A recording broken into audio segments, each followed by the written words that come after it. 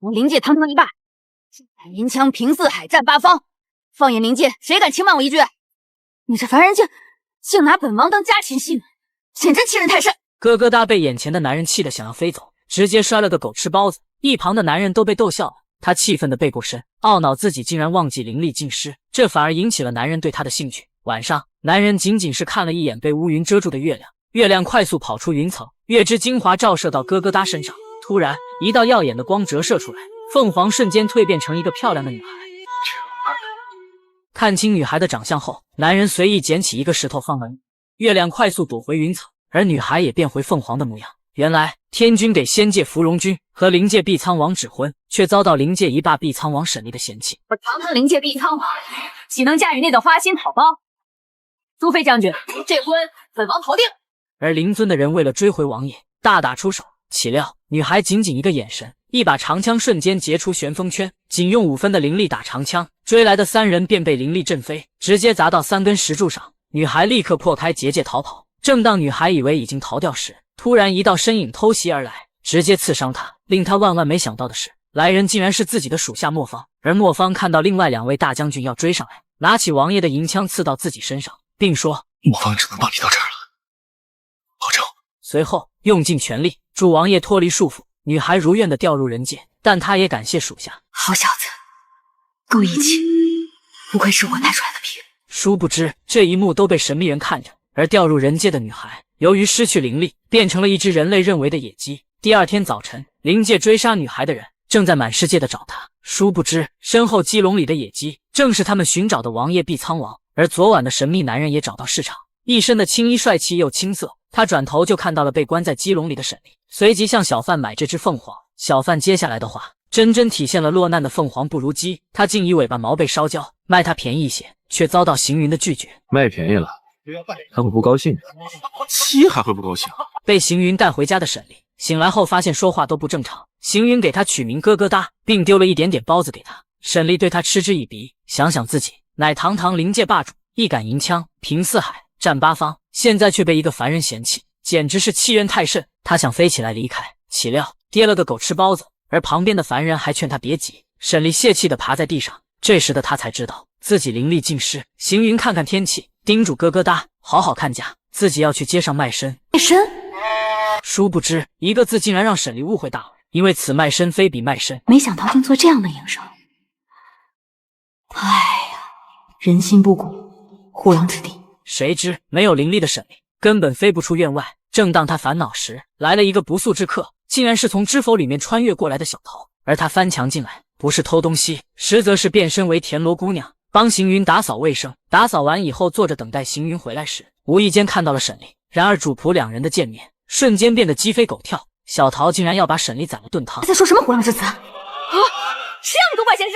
没有一点灵力的沈丽用尽全身力气在跑，2人你追我躲，几个回合下来，小桃累得气喘吁吁，只能假装不再追他。殊不知一双邪恶的手立刻朝沈丽抓去，吓得他立刻起飞，眼看自己就要飞过去，最后还是被小桃逮住了。小桃立刻开始磨刀。时至今日，沈丽才知道什么是人为刀俎，我为鱼肉。等小桃准备好一切，拿着沈丽准备开刀。本王沈丽在此立誓，你给我老血誓，今日若成一锅汤，他日必做厉鬼，压上9重天。因为以前都是虚妄，只有以后才能称作生活。本季只有现在才能称作为生活。2人往回走时，行云不小心脚踩空，直接跌入水中。而这辈子的行云并不会游泳，很快就沉入水底。沈丽无奈，只得跳下去救人。水中的2人仿佛回到了上辈子，宇文月沉入湖底，星儿拼命朝他游来。可惜上辈子星儿没有救回宇文月，而这辈子沈丽一把抓住行云的头发，拼命地往上游。而行云为了不暴露自己异性，急忙用手捂住想要咳嗽的嘴。很快2人游到岸上，行云就抱怨他哪有薅人头发救人的。沈丽一脸懵，可当他看手中的头发时，尴尬地说哪有人走路走到水里去的。无理的行云竟然说掉都掉了，难道还能怪自己？这直接要把沈丽气炸，自己掉水里不怪他，难道怪自己？清晨，行云听到急促的敲门声，打开门一看，原来是一个农妇，求行云给他算一算，他入伍15年的丈夫到底是生是死。只因为行云在街上帮人卜卦，名声大噪传回村里，从而引来此人。原来15年前，村妇和丈夫本是一对相爱的夫妻，为了国家大义，男人义不容辞的参军，两人约定女人会一直在家里等他回来。然而，只要战争，就会有伤亡。沈丽看着村妇眼里的绝望，想到自己在战场上的一幕幕，人一旦死在战场，可能连白骨都不剩，心里五味杂陈。邢云虽然也有所动容，但依然坚称自己并不能卜算出他男人的下落。看着农妇绝望离去，沈丽甚至有些责怪邢云，什么都不透露。深夜，沈丽悄悄地来到农妇家中，农妇哀戚着给丈夫缝制衣服，而村妇的丈夫竟然站在她身后，默默地看着她。这时，沈丽没忍住，一个喷嚏引来了男人的追赶，奈何她现在只是凤凰身，灵力尚未恢复，所以躲避他的追赶都异常吃力。追赶的男人发出2个飞镖，把沈丽钉在了石头上。听到声响的村妇提着扫把跑了出来，看到沈丽，奇怪地问是哪家的家禽。这时，邢云来到栅栏外，把一个木头砸过去，直接把村妇砸晕。男人急忙跑过去看媳妇，邢云只想找到沈丽便离开，男人直接朝着邢云杀去。沈丽急忙飞过去把他撞倒，这才躲过男人的杀招。邢云责怪他为什么撞倒他。突然，沈丽又飞起来，原来男人又出杀招，被沈丽奋力撞开。邢云根本看不到男人，所以感受不到杀意。沈丽说，传说仙界有一男人，因为忠勇可嘉被升仙阶，可男人放心不下妻子，并没有去仙界报道，而是跟在妻子身旁，默默陪伴和保护。想来便是这男人，可他并不知道怎么运用仙力与妻子见面，所以农妇并不知道自己苦苦思念了10几年的丈夫，天天陪在自己身边。现在男人被她激怒，而自己是凤凰之身，根本不是她的对手。邢云提出自己帮他变回人身，要求沈丽帮他拖住男人片刻。很快，邢云的阵法便布置好了，他大声叫了一声咯咯哒，沈丽飞身而下，阵法随即启动，无数的灵力朝他冲去，一声凤凰的长鸣声传出。邢云急忙把衣服脱了，丢到空中，凤凰立刻化成人形。只见女孩一身青衣，一杆银枪，英姿飒爽，而邢云却只看到她一双没穿鞋子的脚。沈丽把邢云叫到自己身后，殊不知男人突然朝邢云杀去，被沈丽一枪拦住，打了飞倒地上。沈丽飞身过去，不得放！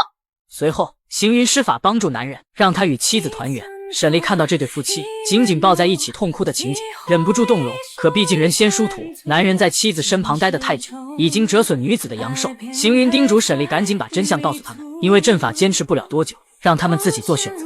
看到沈丽不舍得开口，只能由自己告诉他们，男人在女子身边待了10余年，已经折损了她的寿命。当女子得知丈夫已经陪伴她10余载后，潸然泪下。她紧紧抓着男人的手，问是不是如此。男人含泪不语。接着邢云继续说，若男人执迷不悟的留下，不止害妻子折寿，最终他也会无处可去，是去是留，全凭他定夺。男人立刻决定不再打扰爱人，便消失不见了。找不到丈夫的女子哭得撕心裂肺，看到妻子如此难过，男人只能又现身，告知他要好好活着，自己愿意离开。在沈丽和邢云回去时，邢云不小心失足落水，沈丽跳下去把他救上来，然后告辞离开。岂料他又被邢云变回凤凰身。沈丽被邢云由一个美女变成凤凰的情形，刚好被农妇的哥哥看到，更大的麻烦还等着他们。知趣。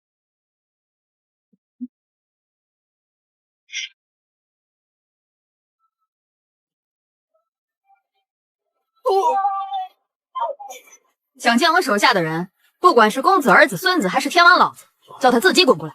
就在昨晚，邢云为了把咯咯哒继续留在身边，施法把他又变回了凤凰。这一幕正好被贪财的村民看到，他心里便有了算计。没一会，贪财的村民来到城主府，把男人精通卜卦，甚至能把美女变凤凰，夸大其词地告诉清盛城的大公子。大公子立刻派人前往查探。很快，带刀侍卫就来到邢云小院。邢云表示他们找错人，可对方来者不善，一脚把他踢倒在地。眼看自己示弱，邢云把眼前的石头推倒，立刻启动了院内的神秘阵法。待阵法启动完毕，门后的沈丽变回了人形。在邢云快要被强行带走时，哪来的仗势欺人的东西？侍卫趾高气扬地拿出城主府令符，叫他要知趣一些。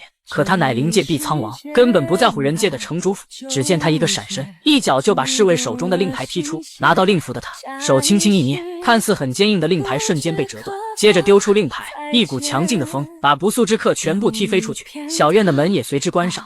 想见我手下的人，不管是公子、儿子、孙子，还是天王老子，叫他自己滚过来。他看向邢云，邢云想打哈哈的离开，他指着石头问他这是什么。邢云面不改色地说，知道了。在沈丽的威逼下，他才坦白，压制阵眼是为了压制阵法，防止他变成人形。因为男女大防是自己的原则，也是自己放这块石头的重要原因之一。当沈丽知道，邢云第一晚便知道她是女子，于是就已经布置了。这让沈丽觉得自己的尊严被他肆意践踏，于自己而言简直就是奇耻大辱。今日不杀他，拦解自己心头之恨。邢云立马跑到药房，想把窗子全部关起来。谁知沈丽直接拉住他来不及关门的手，轻轻一拽，摔了个狗吃屎，还伴随骨头断裂的声音。沈丽没想到，外表风流倜傥的男人竟然这么脆弱，就这么轻轻一推，手就断了。这凡人莫不是纸糊的不成？行云狡辩地说自己压制阵法，令他受辱，实属无心之失，但罪不至于要断臂。沈丽看着他可怜兮兮的样子，便给他检查身体，脉象又慢又弱，一副将死之相。男人还哼哼唧唧的喊疼。沈丽无奈地站起身，给他抓起了药，刚把药抓好，转身一看，男人竟然不见了。转头一看，他竟然自己在煎药，还美其名曰地说要自己来煎就好。这时的沈丽终于看出来，他在盐苦肉计，而行云却说自己只是想好好感受一下被人照顾的滋味。沈丽立刻施法，将所有的药罐都熬上药。他表示看着他救过自己一命的份上，之前的事一笔勾销，就此别过。说着就往外走，根本不管还在卖惨的行云。行云甚至还把刚刚的恶人抬出来，也没看到沈丽转身。他朝着门口看了几次，门口空空如也，左顾右盼的他终于看到他回来。沈丽表示自己待到他身体好了就离开。行云高兴地说：疙瘩，你真是个好人。气得沈丽一手把他抓到眼前，自我介绍地说本人名叫沈丽，不许再叫哥疙瘩。沈丽，这名字听起来不像女人。行云听着也不像个男人啊。那不正好吗？一阳为阴。凤凰花下，两人的姿势都特别和谐。沈丽越来越疑惑行云的身份，一个凡人不止精通阵法，竟然能掐会算，看似闲云野鹤，却一日三餐不落下，既能听懂鸟语，也能识破他原形毕露，与这世间的凡人完全不同。他不禁怀疑他是天庭追踪的侍卫。往后的日子，一日三餐，饭做好了以后，行云来到庭院门口，李，吃饭了。声音是那么轻柔，令沈丽动容。在灵界，人人都叫自己王爷。王爷上好。王爷，干仗去！王爷，该启程了。王爷，比武剑。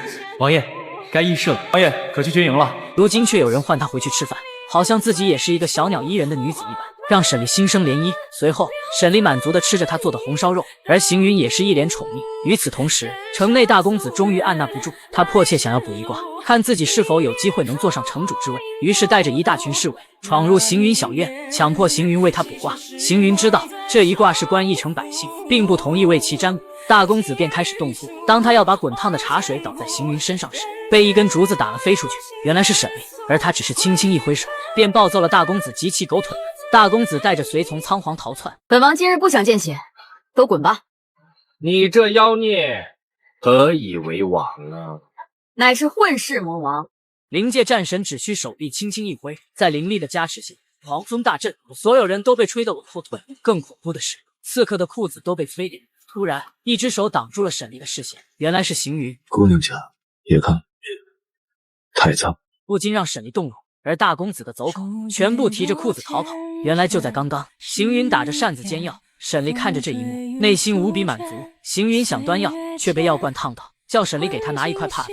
沈丽走过去，徒手端起滚烫的药罐，直接把药倒在碗里，端给他。这一操作直接把行云惊呆了，不可置信地看着他的手。沈丽立刻把手收到身后。行云说他好歹是个姑娘家，怎么能把自己当成男人使？随后拉过他的手，一脸心疼地看着他被烫红的手掌，叮嘱他不要再把自己当男人使，温柔地给他吹手掌。沈丽第一次被男人如此心疼，心里顿时泛起了一连串的涟漪。而行云小心翼翼地给他涂起了烫伤药。待两人都要睡时，大公子又派人来刺杀。殊不知本该睡着的两人都没睡着。沈丽听到动静，起身查看，而门外的杀手刚刚踏入院中，便已经进入行云布置的凶阵中，几人瞬间被束缚倒地。沈丽担心行云遇险，打开门，看到被阵法困住的刺客，他不自觉地走出门，却意外走入阵中，凶阵立刻把他困住，而他也进入到了自己的噩梦中。噩梦中满地的战火，更是看到了自己的尸体。这本就不是你该来的地方，你们也不该如此。明知不可为而为之的他，双眼瞬间变得通红，并溢出血。这时，行云走到他的身边，心疼且认真细致地给他擦眼角的血，并用嘴给他吹走噩梦。吹了几次以后，沈丽才从噩梦中醒来。别吹了，眼睛要瞎了。我这不是帮你吹走噩梦吗？随后拉住他的手走出凶阵。醒过来的沈丽特别惊讶，世间竟然有如此厉害的凶阵，可他却没事的走出来。原来这凶阵只对心无所惧的人无效，所以对心无所惧的行云没用。而如此寡淡的人自是心无所念的，可这样的一个人反而让自己更心安。殊不知房子外围着更多的刺客，他们把带火的羽箭全部朝着行云小院射去。房子瞬间起火，而沈离手一挥，便把火箭反弹回去。沈离看出阵法减弱，原来小院所有的物品都是阵法的一部分，一物受损必定影响阵法的威力。而恶毒的大公子竟然连他属下都烧了。行云自责地说：“是自己考虑不周，如此大火肯定连累到了周边的乡邻。”沈离看他愧疚，立刻朝着半空飞去，便开始施法。使用灵力奋力一击，把院内的火扑灭一部分，但也把房子摧毁。殊不知他动用灵力让灵界的灵尊感受到，立刻吩咐人下界抓他。哪知浮生带领的刺客来到门口，想要斩草除根，却被沈离轻轻一挥，在一阵灵力的横扫下，刺客裤子都被吹掉，最后提着裤子灰溜溜的走了。沈离眼看小院不能久留，行云表示敌人的敌人就是朋友。两人来到城主府二公子府邸，沈离瞬间就察觉到异样，他空手抓了一个东西，竟然是没有成型的妖灵。可行云是个凡人，根本看不见。随着沈离打开火眼金睛，满院子都是星星点点，而不明情况的行云真的是不知者无畏。他看着沈离，以为是他害怕，说自己可以牵着他走。沈离看到面前一脸呆萌的行云，想到无论何时何地，他都贴心的照顾自己，呵护自己。他至始至终都把自己当成女孩子来对待，这便是心动的感觉。他走过去，一把抓住行云的衣领，踮起脚尖，扒拉下头。你且听好，我要通知你一件事，无论莫是我看上你。行云的耳根子都红了，可还看似镇定的说：“这下却让沈离不舒服。他的回答连敷衍也算不上。忽然，府邸出现异样，他发现刚刚还是白色的妖灵变成血红色。妖灵是主，院子里到处都是下人，被妖灵侵蚀的喊叫声。沈离叮嘱行云不能离开他3步，便开始找到瘴气最严重的姐姐。女孩从怨灵口中得知自己只是心上人救活他妻子的一味药，她不相信，怨灵竟然还好心的说让他真相，便直接穿入女孩身体。原来就在3年前，顾城景和妻子在城外遭遇刺杀，他的妻子为了救他，被杀手刺了无数剑，命在旦夕。他把他带回来以后，人人都劝他放弃，他寻遍所有方法，终于找到救活妻子的方法，但是有2个条件缺一不可：其把妻子置身于附灵阵中，其2豢养一只妖灵，以命换命。而小何就是他豢养的妖灵。原来这3年，他对自己的好，对自己的温柔，对自己的宽容，本以为是两厢情愿的爱情，却只是自己的一厢情愿。一切都源于自己可以换回他妻子的命，这让白莲花的小何瞬间黑化。当沈离和行云找到顾城景时，他们已经站在了对立面。看到他们2人，小何以为他们是一伙的，立刻朝沈离杀去，却被沈离的法力阻拦在外。沈离看着他黑化的模样，我还是喜欢你脸红害羞的模样，只用手轻轻一挥，便把他甩了出去。他已经做好战备，不得伤他。虽然顾城景拦在他前面，可这句不得伤他，直接刺伤他的心。他如此护他，只是因为自己是救命的药，气得他要把景岳符毁掉，与顾城景同归于尽。他把一身力气全部散出房外，荷花本体在迅速变大，直接压倒房屋。与此同时，屋内的他立刻消失不见。沈离想去追，却被行云拉住，气得沈离骂他，可行云却说自己只是听他的话，不离开他3步远，这让沈离哑口无言。顾城景一心只扑在妻子身上，沈离想把他们送出去，可世英只能活在附灵阵中，无法离开。能屈能伸的顾城景直接给沈离跪下，求他帮助自己和妻子。沈离还在挂念着小何，想知道他在他心里的地位。而顾城景知道，得知真相的小何心里肯定充满了怨念和仇恨。妖灵生性固执，他将你视作此生唯一，而你却要他以一命换一命。他若不恨，那便是个傻子了。在一旁的行云却被变异的妖灵灼伤，沈离表示事已至此，他只能按照自己的方式去找小何。若他散尽力气，那便罢了；如若不然，那他会亲手杀了他。但只是他个人行为，与旁人无关。他还一心想着让顾城景以后能庇护行云。随后，他拉着行云就离开。出来后的2人来到河边，沈离喊小何出来，没有得到回应。他想动手击杀河中的小何，却被行云拦住。他如此着急把事情处理完，只因为他之前动用过灵力，灵界追兵很快就要追来了，到时候毁的就不是一个府的事。随即又朝河中叫了几句，湖中黑化的小何立刻冲了出来。为何要逼我？为何要助他？说着就朝沈离杀来。可他一个刚刚成型3年的妖灵，怎么可能是沈离的对手？随即就上演了一出大人打小孩的戏码。认错，我没错，错没错？放开我，认错，我错了，别打了，我错了，错哪儿了？自己说。我错了，我不该伤害无辜的人，我不该伤害其他人。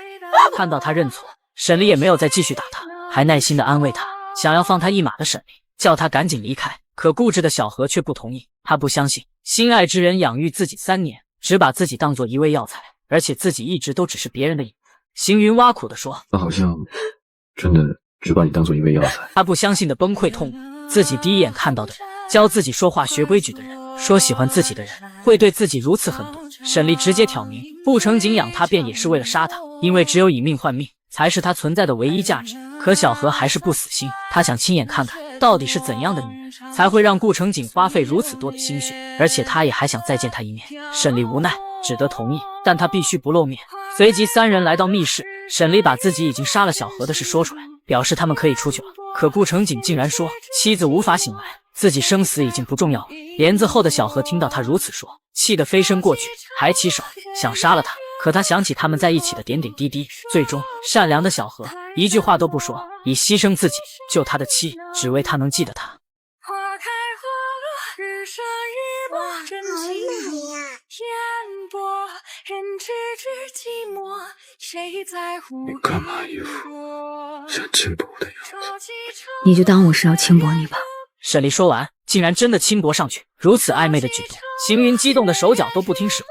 沈离为了保住他的命，竟然给他输了500年的灵力，让他在未来的几十年能活下去。一吻结束，沈离还不忘叮嘱他，往后平平安安的活着，还把他们不能在一起的原因告诉他。他说他看上他是真的，可是自己被逼婚了，他没办法和他一直在一起。行云虽然没有回应他的喜欢，可他的手却暴露了他内心的真实情感。望着沈离娉婷的背影，行云满眼不舍。原来就在刚刚，在经历了小何事件后，沈离不赞同小何的做法，竟然为了一个渣男牺牲自己。行云却告诉他，很多事情无关乎值不值得，只在于愿意不愿意。可沈离却不赞同，若是自己看上的男人，即使是半分，也不允许与别人有牵扯，要他便要全部，少1分1毫都不行。若敢算计自己，他立刻杀之。一旁的行云竟然直接吐血，沈离抓过他的手，才发现他已被恶灵所伤，这让他本就体弱的身体更加雪上加霜。而他之所以一声不吭，只为了不耽搁自己。沈离把他带出密室，想用灵力减轻他的伤痛，可奈何他不懂医术，只能告诉他要去城外的山中找能治人的山灵土地，叫他耐心等待。随后他拉住行云的手，满眼不舍地说自己等一下便不会再回来。行云终于转头看向他，两人对视，仿佛这一眼后两人便再也不见。沈离转身伴随着他握着的手离开，小声地说这段时间谢谢他的照顾，头也不敢回的飞身离开。行云眼睁睁地看着他离开，可还是赌气地说倒是都说他那般孝顺，你说多不情愿，也不拿正眼瞧瞧我。来到深山的碧苍王立刻散出自己的灵力，压迫周边的地仙积聚起来，把行云的身体状况说了一遍，并交代了行云的特征，使用银枪威胁他们，半个时辰如果回不来，那就全部承担自己的怒火。陆仙屁颠屁颠的来到二公子府，找来找去，终于找到了穿蓝衣服的人。他连忙跑过去，拍了拍躺在地上的人，没有反应。翻过一看，竟然是个女的。他还探了探鼻息，已经没气息了，急得他都忘记了他要找的是男子。直到行云出声叫他，他才想起来他要救之人是蓝衣男子，连忙跑过去，给他吃了一颗灵丹妙药，根本不理会行云嘴里的碎碎念。陆仙谨记半个小时救人时间，立刻开始施法救人。正当他在奋力救人时，被2个不速之客打断，原来是灵界二傻。2人威胁陆仙回去给王爷碧苍王带信，行云在他们手里，若他不回来，那他们就杀了他。直到这一刻，行云才知道沈丽竟是灵界的碧苍王，而碧苍王是个女的。没一会，当沈丽从陆仙口中得知行云被灵界之人扣下时，他二话不说的朝景岳府杀来，而景岳府的灵界二傻顿时感觉到杀气扑面而来，一杆银枪杀过来，2人反击却被沈丽轻松化解，几个回旋转身，银枪回到沈丽手中，直接把2人打到天上。本王在此，谁敢放肆？可天上却是无数的追兵。随后他向行云确认可还活着，行云表示活着，可快死了。沈丽说只要自己在，他就死不了。灵界之人威胁王爷，他逃得了，可他在乎的行云却跑不了。看事实如此，沈丽毫不犹豫地划破自己手掌，以鲜血为引，使用禁术制成坚固的结界。可奈何追兵太多，大家一起攻击结界，很快结界便被攻破。沈丽带着行云就走，行至半路，行云不舍地看了一眼沈丽，为了不拖累他，把他推出去，选择自己死亡。可沈丽立马调转方向，重新拉住他，把银枪打出去，准备闯出包围圈，却被一道霸气的攻击阻挡，把2人打落。而沈丽抢在他落地之前，用手轻轻地托住他的头部落地。来人竟然是沈丽的师傅，他就如同正常的父母一样，一来就要他认错。可沈丽从不认为自己有错，气得灵尊直接朝他动手。感受到攻击的沈丽立刻抵御。你假从外之人，沈离不知何错之人，不具强迫之心。沈离不知何错之有，不想让灵界受制于仙界。沈离不知何错之有。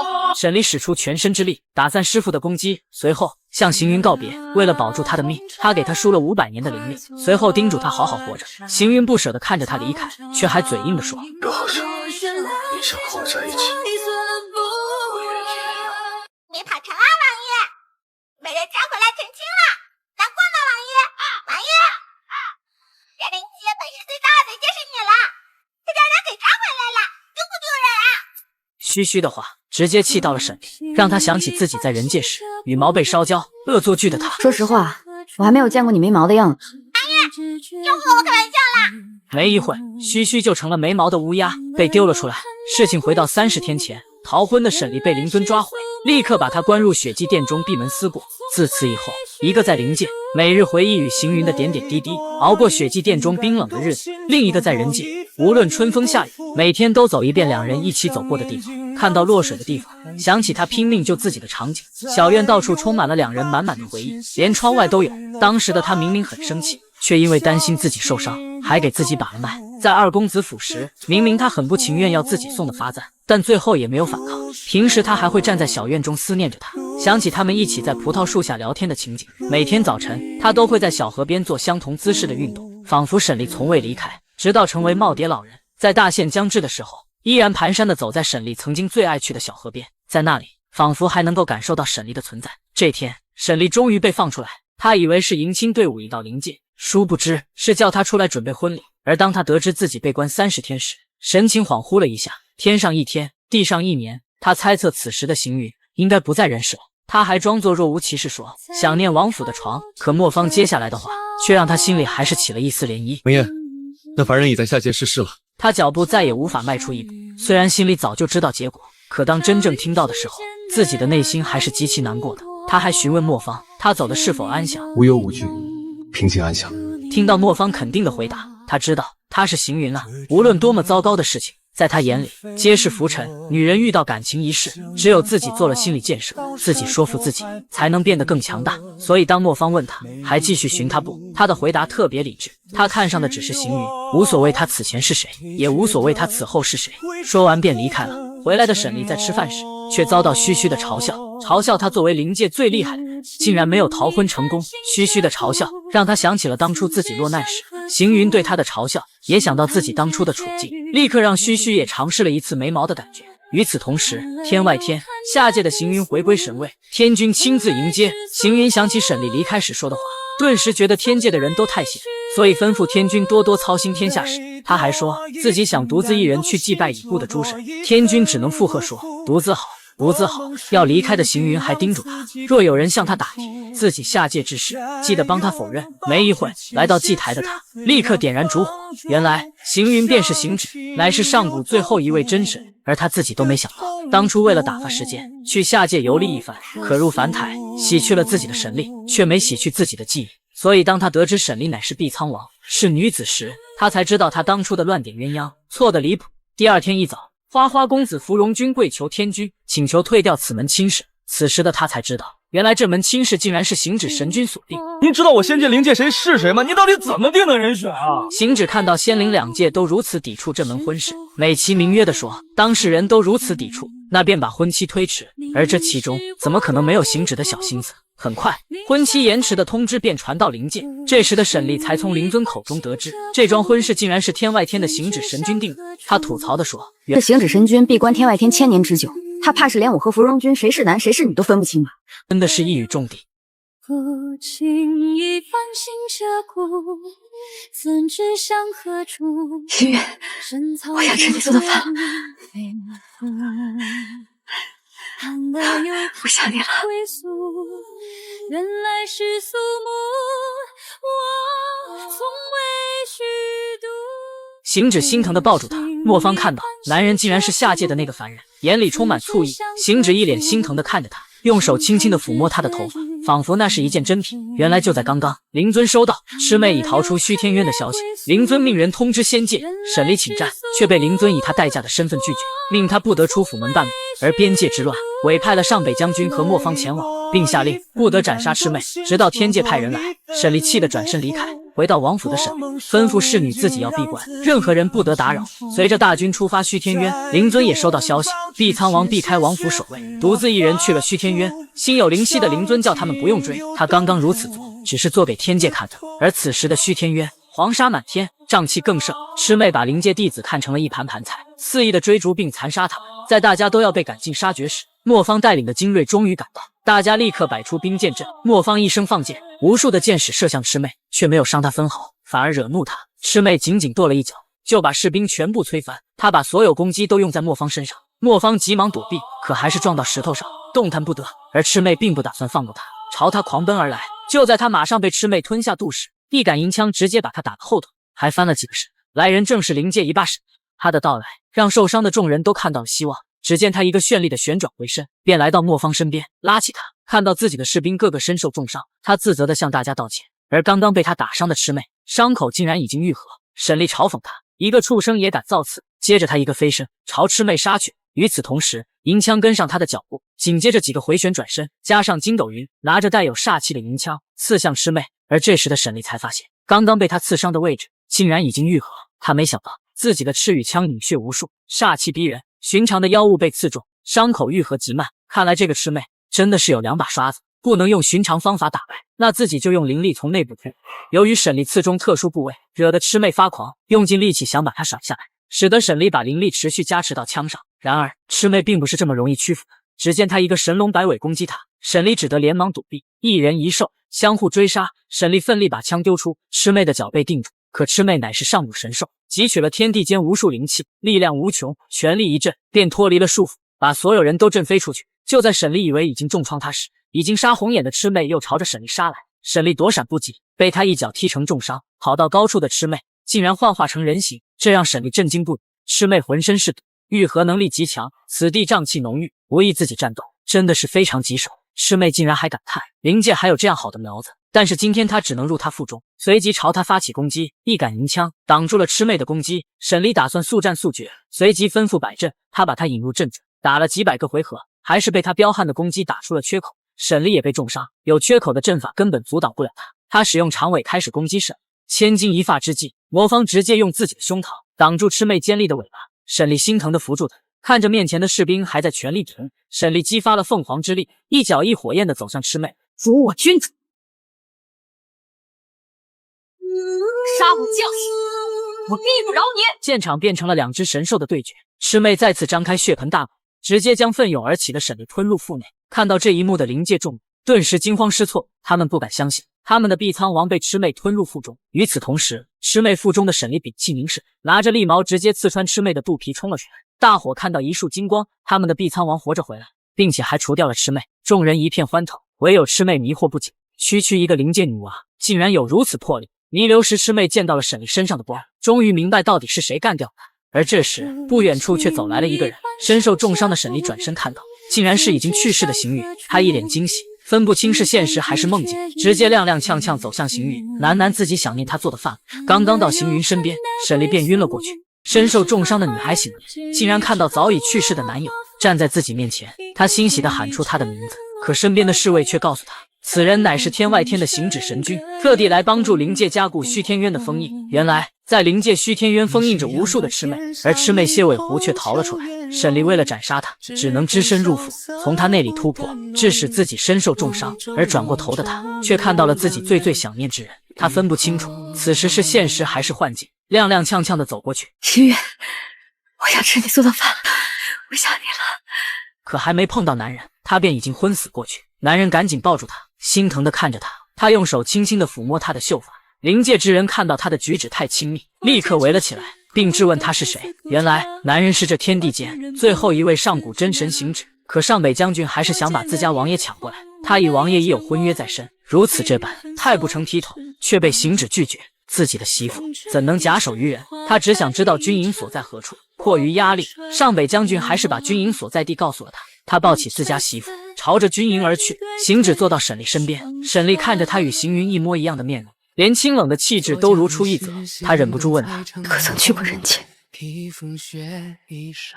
认识行云吗？行止狠心摇摇头，不认识。沈厉眼泪止不住的流，因为这不是他想要的答案。行止亲自为他号脉，当他看向他时，沈离忍不住的转头，可他满脸的泪痕却昭示着他此刻崩溃的心情。行止先是夸了一下沈离今天斩杀魑魅的音乐，然后又略带责怪的说他再好的身体也不能如此折腾，就算为了灵界也该保重身体。这时的沈离情绪才缓和过来，他看着面前的人，确认他是上古最后一位真神，内心说服自己他是行止，并非是心上人行云。想起自己当初的话，不问过去，不问将来。而行止想要修复虚天渊，必须要有人带路，竟然点名要沈离带路，而且非他不可。身边的侍卫听到点了沈离的名字，立刻反驳他们王爷身受重伤，恐怕不能担此重任。行止声称自己只要沈离，并且自己会帮他调理，3日之内定可让他活动自如。莫方看到行止神君如此强势，他不顾自己身受重伤，咬牙切齿地说自己愿意为他领路。行止看着情敌，坚定地说我就要他带路。此话一出，空气都凝固了，眼看气氛微妙，沈离只得打圆场地说这3日辛苦神君。行止得到自己想要的答案，便离开了。出门没走几步，却看到一个面熟的士兵，两人对视，行止这才想起来自己在悉心照顾沈离时被这个士兵意外撞见，士兵想逃跑，却被行止叫住。为了不节外生枝，他轻轻一点，就把他看到的那段记忆消除。在行止的悉心照料下，沈离身体恢复很快，以前这么重的伤至少要半个月才能恢复，可如今在行止的调养下，3天不到就已经恢复。行止想拉他的手，却被沈离躲开。行止调侃他堂堂灵界必苍王，竟然还会害羞，而他找借口的说自己只想要确认一下他的手指关节是否正常。说完便握着他的手，这小便宜占得光明正大。他叫沈离使劲捏他的手，可沈离却还把他当作柔弱的行云，声称只要他动手，他的手很快就会被捏碎。王爷尽管用力捏，捏碎了算我的。沈离这才反应过来，这人并不是柔弱的行云，乃是天外天的行止神君。虽然气质一般无二，可真的是不同的两个人。他自己做心理建设的想，尽管已经知道这是不同的两个人，但是真的太难控制自己的思绪了。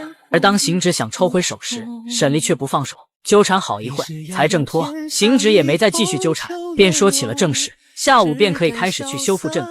沈离也装作若无其事的同意。待行止走后，他看着刚刚拉住的手，脸上露出了开心的笑容。老牛拉破车，慢慢吞吐。两人来到山脚下，准备到山顶加固虚天渊的封印。然而山路崎岖，并不好走。沈离自顾自地往前走，动作利索，而行止却被自己的道袍卡住。他叫沈离稍等，随即施法割断道袍，才慢吞吞一步一步地往上走。沈离看到他慢吞吞的样子，吐槽道：老牛拉破车，慢慢吞吐。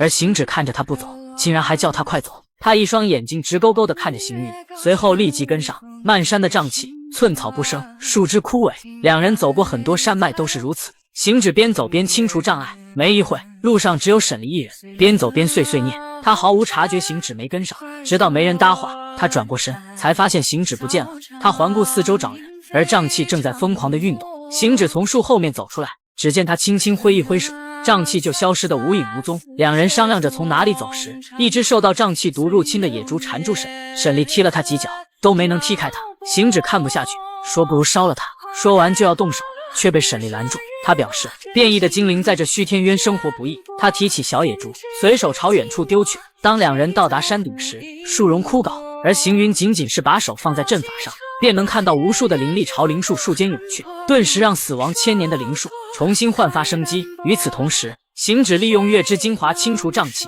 唤醒封印之物，让周围的枯草全部青葱如初，让灵界军营的将士看到了1000年以来从未见过的月亮。大家纷纷感谢神之的能量。莫方看到天空明亮的月亮，感叹不已，他竟然还看到了自己的身影。这时的他才知道自己与行止的差距，让他自叹不如。而这时的沈离也才知道，这个男人不声不响的早就计划好一切，把1000年古树复活的行止没有忘记与心上人独处的机会。他摘下一片新鲜的叶子送给沈离，开心不已，因为虚天渊的孩子以后都能看到绿油油的树木。他开心的样子让行止看得转不开眼睛。他提议到树上去坐坐，可沈离担心坐碎了。做碎了，我赔便是。两人来到古树上，沈离从来没有从树上俯瞰虚天渊，更何况今夜月圆如盘，万籁俱寂，流光溢彩。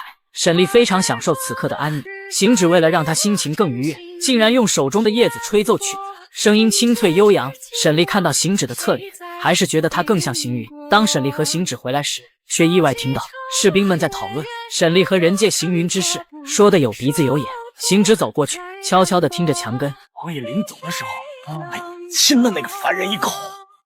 沈离尴尬地走过去，我还听说啊，行止神君和王爷在人间喜欢的那个凡人有几分神似。聊什么呢？吓得士兵都全部站起来行礼。为了惩罚他们，让他们绕着军营跑到天亮。随后，行止把山顶上的树叶递给沈离，才开心接过。与此同时，灵尊从侍卫口中得知木之封印已成，等待其他封印后，虚天渊就恢复平静。可侍卫竟然说，天外天的行止神君和人间行云很相似，他心中疑虑重生，便施法打起了视频电话。本该沈离与师傅开的视频，行止却走了进来，打断了两人的谈话。当灵尊看到行止的面容时，瞬间脊背发凉。这行止与行云明显是同一个人，他找借口把沈离调回灵界，可沈离担心封印没有加固，现在回去事倍功半。灵尊却以亡命胁迫他回去，可行止怎么可能让沈离回去？他的事情还未办完，他向灵尊保证，灵尊若是信得过行止的话，待此件事完结之后，我定会亲自将碧苍王送回到都城。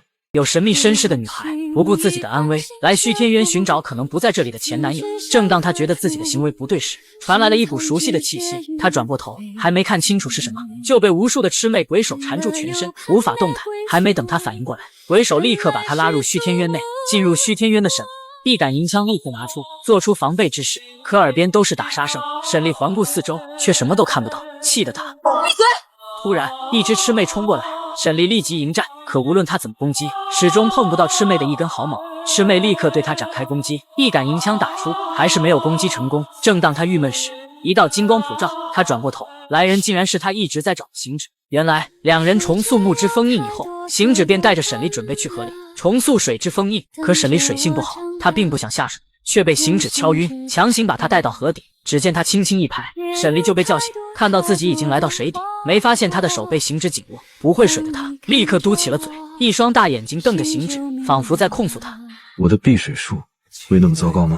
行止叫他松开嘴，他听话照做，使劲喘气。这时他才反应过来，行止一直紧握自己的手，他使劲挣脱，可行止却一点都不松手。两人一来一回，沈离都没能挣脱，行止才推说避水术一定要拉住彼此手腕，不然就会失效。沈离半信半疑，为了留下他，他还装作楚楚可怜的说：“因为我一个人有点怕。”两人来到目的地，行止立刻施法加固封印，灵兽却无动于衷。他似乎比我想象的麻烦。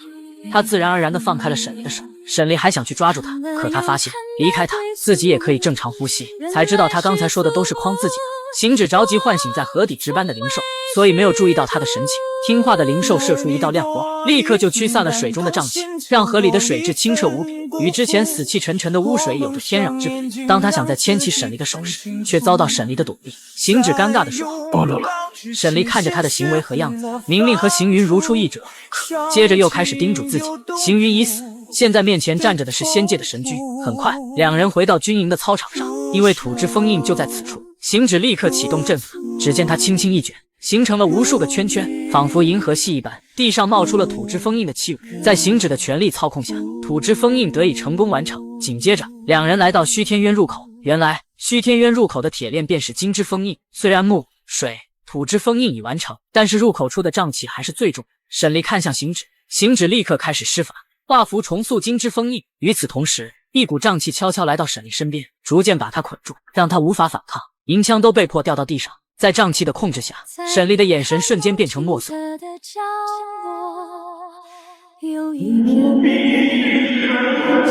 控制着他朝着虚天渊而去。行止看到沈离已迷失，快速施完最后一道法，生锈的铁链瞬间变成金色。沈离立刻恢复正常，行止拉住他的肩膀，快速退出虚天渊门口。沈离一口吐出污秽之气。原来当初是王爷又在这个时候逃婚，哎，你说巧不巧？你的意思是，他俩呀，私奔？这话把偷听者都吓了一跳。而全网最八卦的士兵说起碧苍王为了行止神君而逃婚，分析的那是头头是道。首先从长相看，两人一模一样。其次，当初王爷为了行云，竟然给他镀了500年灵力，如今他给神君带路，这带着带着，我不就那啥了吗？移情别恋，移花接木，赶紧找到新主。听到他们如此编排王爷，偷听的将军也听不下去了，出口训斥他们，吓得三人立刻向将军请罪。他直接罚他们围着军营跑500圈，三人面面相觑，可也只能接受惩罚。当三人想离开时，又被将军叫住，并叫八卦的士兵把刚刚的猜测再说一遍。听到这话，三人松了一口气，4人坐着继续八卦他们的碧苍王，而他们八卦的王爷已经被魑魅拉进虚天渊，并看到了自己心心念念的男人。他看着他一身清冷的样子，与行云如出一辙。行止告诉他，封印已经完成，而自己刚刚只是被几只魑魅拖住脚步。由于几天以来连续重塑封印，一不注意被魑魅钻了空子。当沈离问他可有受伤时，他并没有回答他的问题，只说瘴气弥漫千年，自己也无法摆脱他们的法术，所以只能在虚天渊里闲逛。沈离自然不信，他说要闲逛也不能在暗无天日的虚天渊闲逛。行止打趣他是不是也来虚天渊闲逛。沈离当然不能说出自己担心他而来，找借口说自己与士兵巡逻，被一股怪异的力量拉了进来。行止调侃他竟然也会被拉进来。现在的魑魅真是越来越有趣了。沈离询问他有没有出去的方法，已经约好明天和上北将军一起回都城。如果自己不出现，他们又会以为自己逃婚，到时候又是一阵慌乱。行止却说现在出不去，便开始继续在虚天渊闲逛。沈离自是不信，一直在旁边强调逃婚一事。向灵尊禀报我逃婚，那我又要挨好一顿罚。行止还是表示真出不去，扭不过他只好掀开了右手的袖子，露出了被魑魅所伤的伤口，并告诉他自己在处理火之封印时被妖物所伤，他们想打扰他施展清净之力，想以此减弱封印的力量，可他们根本想不到，封印已形成，即便自己死在虚天渊，封印都不会消失，除非1000年以后只剩1重封印。因为自己利用自然之力，以金木水火土相互融合，形成2重封印，所以在自己伤未好之前，他们是出不去的。沈离无奈地询问他的伤什么时候能好？行止却轻描淡写地说，再逛2圈差不多能好了，叫他不用担忧。如果时间超过，那他跟他回到灵界，与灵尊解释清楚，想必灵尊也不会怪罪他。他自然而然地抬起手，顺了顺沈离的头发，这感觉让沈离立刻回到在人界时。行云也经常对自己做这个动作。行止反应过来，把手放到了他的肩膀上，拍了拍，随后2人继续在虚天渊内逛。而沈离还是问出了自己最想知道的问题：上古神会不会偶尔睡觉的时候，神识落入到人间，化成人形，活了一辈子？或许吧。得到行止的回答，他顿时愣住。行止劝他于人于物不要太执着，因为他是仙界最后一位真神，不能动情，所以他一直都在遏制自己的感情。沈离看到他如此冷静，难过的说，多谢神君指教。2人继续闲逛时，行止问他为何对仙界芙蓉君如此大的意见。都快被墙外人摘秃了的红杏树，敢问神君想要吗？而此时的芙蓉君正在享受鲜花浴，忽然手下匆匆忙忙来报，他的未婚妻沈离亲手杀了魑魅。他先是被魑魅吞入腹内，接着又冲出魑魅腹部，斩杀了魑魅，而他浑身黑气缠身，颜如修罗。男人为了退婚，跑到女孩家里撒泼打滚，他不止挑剔女孩家的吃食，不要做了吧！你会做吗你？不要做了吧！放开我！啊，我这来来，还在女孩院子吃了一路的瓜子皮。他无赖的样子，气得打扫卫生的么么丢到扫帚，还把女孩的贴身婢女气得抱头痛哭。沈离刚从战场回来，就看到这一幕，肉鸭赶紧跑过去抱住沈离的大腿，说有魑魅老是欺负自己。沈离奇怪，王府怎么会有魑魅？然而令他没想到的是，迎面而来的却是一个衣衫不整的男人。他看到沈离的美貌，便彻底沦陷了。肉鸭立刻告状：你是沈离？看到沈离竟然如此美丽，他不敢相信自己的眼睛，还使劲地洗了洗眼睛。而沈离的美貌差点亮瞎他的眼，随后他立刻变成孔雀开屏的样子，不止掀了掀衣服，竟然还做出一个茶里茶气的表情。殊不知他的油腻行为被行止打断，行止作为3界的大佬，立刻训斥他丢仙界的脸。此时沈离才知道，面前这人就是他的茶男未婚夫。他气地说，这种东西为什么会住进王府？肉鸭也不想的呀，可这是灵尊的命令。听到是灵尊吩咐的，他也无法辩驳。当芙蓉一脸谄媚地坐在沈离面前时，他挑明地说，2人都对这个婚姻如此抵触，为何还要到灵界来？说完，轻轻一锤打在桌子上，一旁的花瓶立刻成为170尺握力大，这直接吓坏了芙蓉君，仿佛看到了自己的下场一般。而沈离还在一旁开心地笑着，这沈离果然不是能娶回去的女人。为了缓解气氛，芙蓉故意吹嘘自己有净化瘴气的神力，还说他的能力除了行止神君，没人能比得上，却被肉鸭捅破。经历这次虚天渊之乱，沈离知道灵界确实需要一位可以净化瘴气的仙君，所以为大局考虑，他也便同意芙蓉君留下。可灵界不同于仙界，没有那么多使唤丫头，所有的事情都得自己动手，否则威胁似的一脚踩在了芙蓉的命根子下。一旁的行止顿时吃醋起来，走过来催促芙蓉，既然会净化瘴气，不如就他现在一身正气，出去净化净化，竟然还把瘴气多的位置告诉了他。沈丽和行止仿佛心有灵犀一般的放开芙蓉，芙蓉君只能屁颠屁颠的跑，而沈丽也看出了行止不对劲，他故作不知的问他，是不是之前与芙蓉君有仇，为什么也要如此处罚他？行止自己都纳闷，我好像是莫名来了点火气。芙蓉还没放弃让沈丽退婚的想法，他自己一个人随处晃悠，听到灵界对行止神经无限崇拜，芙蓉便想到了让沈丽讨厌自己的办法。他竟然在碧苍王府后面卖起了门票，买了门票的人可以进入王爷府一观神君之貌，还把神君形容的闭月羞花，沉鱼落雁。莫方看到芙蓉如此荒唐，直接动手撤了他的椅，让芙蓉摔了倒，并警告芙蓉不准肆意妄行。与此同时，当沈丽和行止回到王爷府时，却意外看到肉鸭被芙蓉装进麻袋，莫方也把芙蓉绑了过来。芙蓉害怕被沈丽捏碎，他用力推开莫方的手，立刻飞到房顶。莫方才跟沈丽说他在后门售卖可观赏神君的门票。不知悔改的芙蓉嚷嚷着叫沈丽赶紧把婚事退了。沈丽想到对方是自己要嫁的夫君，便尽力给他面子，不曾多加责怪，反而是行止看不过去，拿着笤帚给了芙蓉一下。听到芙蓉的喊痛声，沈丽指责行止不该管他的家事。芙蓉君日后是我的夫君，不管他做的是对是错，是赏是罚，都该由我说了算，这是我的家事。看到沈丽如此护短芙蓉，他吃醋地说，我没想到碧苍王也会有护芙蓉君短的一天。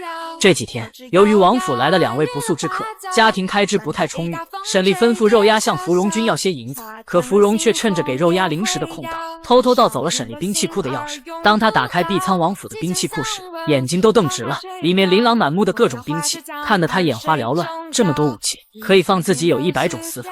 随即，他索性拿出自己的乾坤袋，将所有的兵器收入囊中。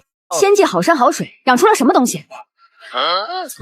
王爷这个问题倒是问到我了，我与这个芙蓉君也不是特别熟。原来芙蓉君为了让沈丽退婚，偷了沈丽兵器库的钥匙，使用乾坤袋把沈丽攒了上千年的几百种兵器全部搬空。当沈丽兴高采烈地来看他的兵器时，兵器库门是虚掩着，而里面早已经空空如也，一丝一毫兵器的影子都没有。他立刻猜到，肯定是芙蓉把自己的兵器拿走了。主仆2人在行止处找到了芙蓉君，而芙蓉竟然肆无忌惮地把兵器库的钥匙直接放在桌子，自己竟然还承认兵器就是自己拿走。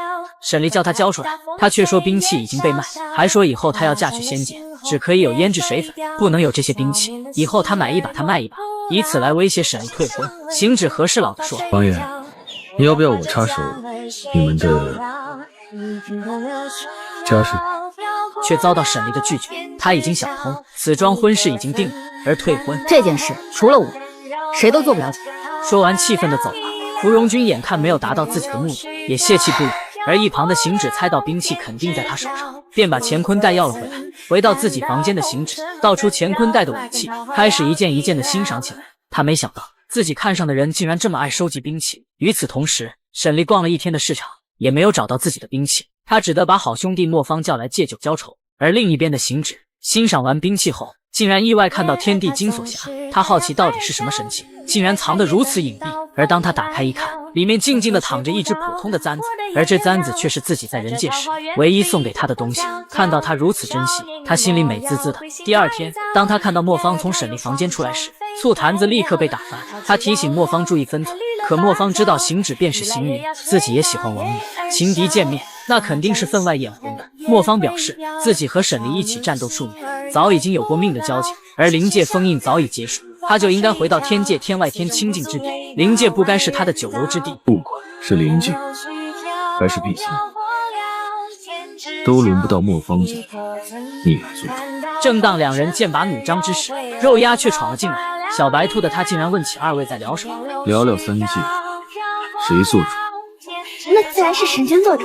不明战火的他立刻把莫方气走。一觉醒来的沈看到桌子上放着的乾坤袋，打开，里面全部都是自己的兵器。他开心的像个孩子。此刻的他也猜到，肯定是行止帮自己拿回了武器。更令他没想到的是，芙蓉为了让他退婚，竟然利用自己天孙的身份和沈丽未婚夫的名字，在闹市上白吃白拿，故意做出无赖的样子。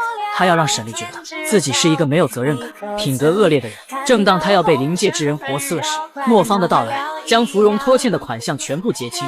芙蓉没想到自己都已经做到如此地步，沈丽都没有要退婚的意思。无奈的她跑到酒楼买醉，竟然还用刚刚白拿的物品换了这里最烈的酒。酒醉的她为了制造事端，在大堂上故意跑去抱住了九娘的大腿。九娘大骂芙蓉非礼，她借着酒劲故意大声嚷嚷，就是想把事情闹大，却被一只手拉开，原来是磨坊。九娘也是个硬脾气的，自己虽然只是九娘，但也是清清白白的女人，光天化日之下竟然做出如此无礼的事情。芙蓉竟然还撒泼的说自己只是要酒喝。沈丽看着这样的芙蓉君，失望的说，堂堂仙界竟然养出这样的货色，让行止立刻与芙蓉君划清界限。莫方立刻把芙蓉君打晕。沈丽拿到九娘的证词后，便要求行止帮忙把灵界芙蓉君的所作所为告知天君。行止明明白白的告诉他，就算天君知晓此事，也不会取消这门婚事，为什么他不能放芙蓉君一马？沈丽知道这次联姻对灵界的重要性，自己纯粹是不喜欢芙蓉，想给她找个痛快，而自己也不想让灵尊再次失望。行止听到沈丽的心事，才知道什么是搬起石头砸自己的脚，才知道当初自己乱点鸳鸯谱是多么的不负责任。你到底知不知道怎么做才能让对方不喜欢自己？你这些举动根本就是在勾引人啊！你被勾引了？原来就在昨天，芙蓉跑到军营大闹，只为了让沈丽退婚。可沈丽还是坚持不退，她眼看目的达不到，竟然纠缠起了莫方，这让行止听到沈丽说莫方可是本王的人。行止这才看清自己的内心，便忍不住开始吃起了飞醋。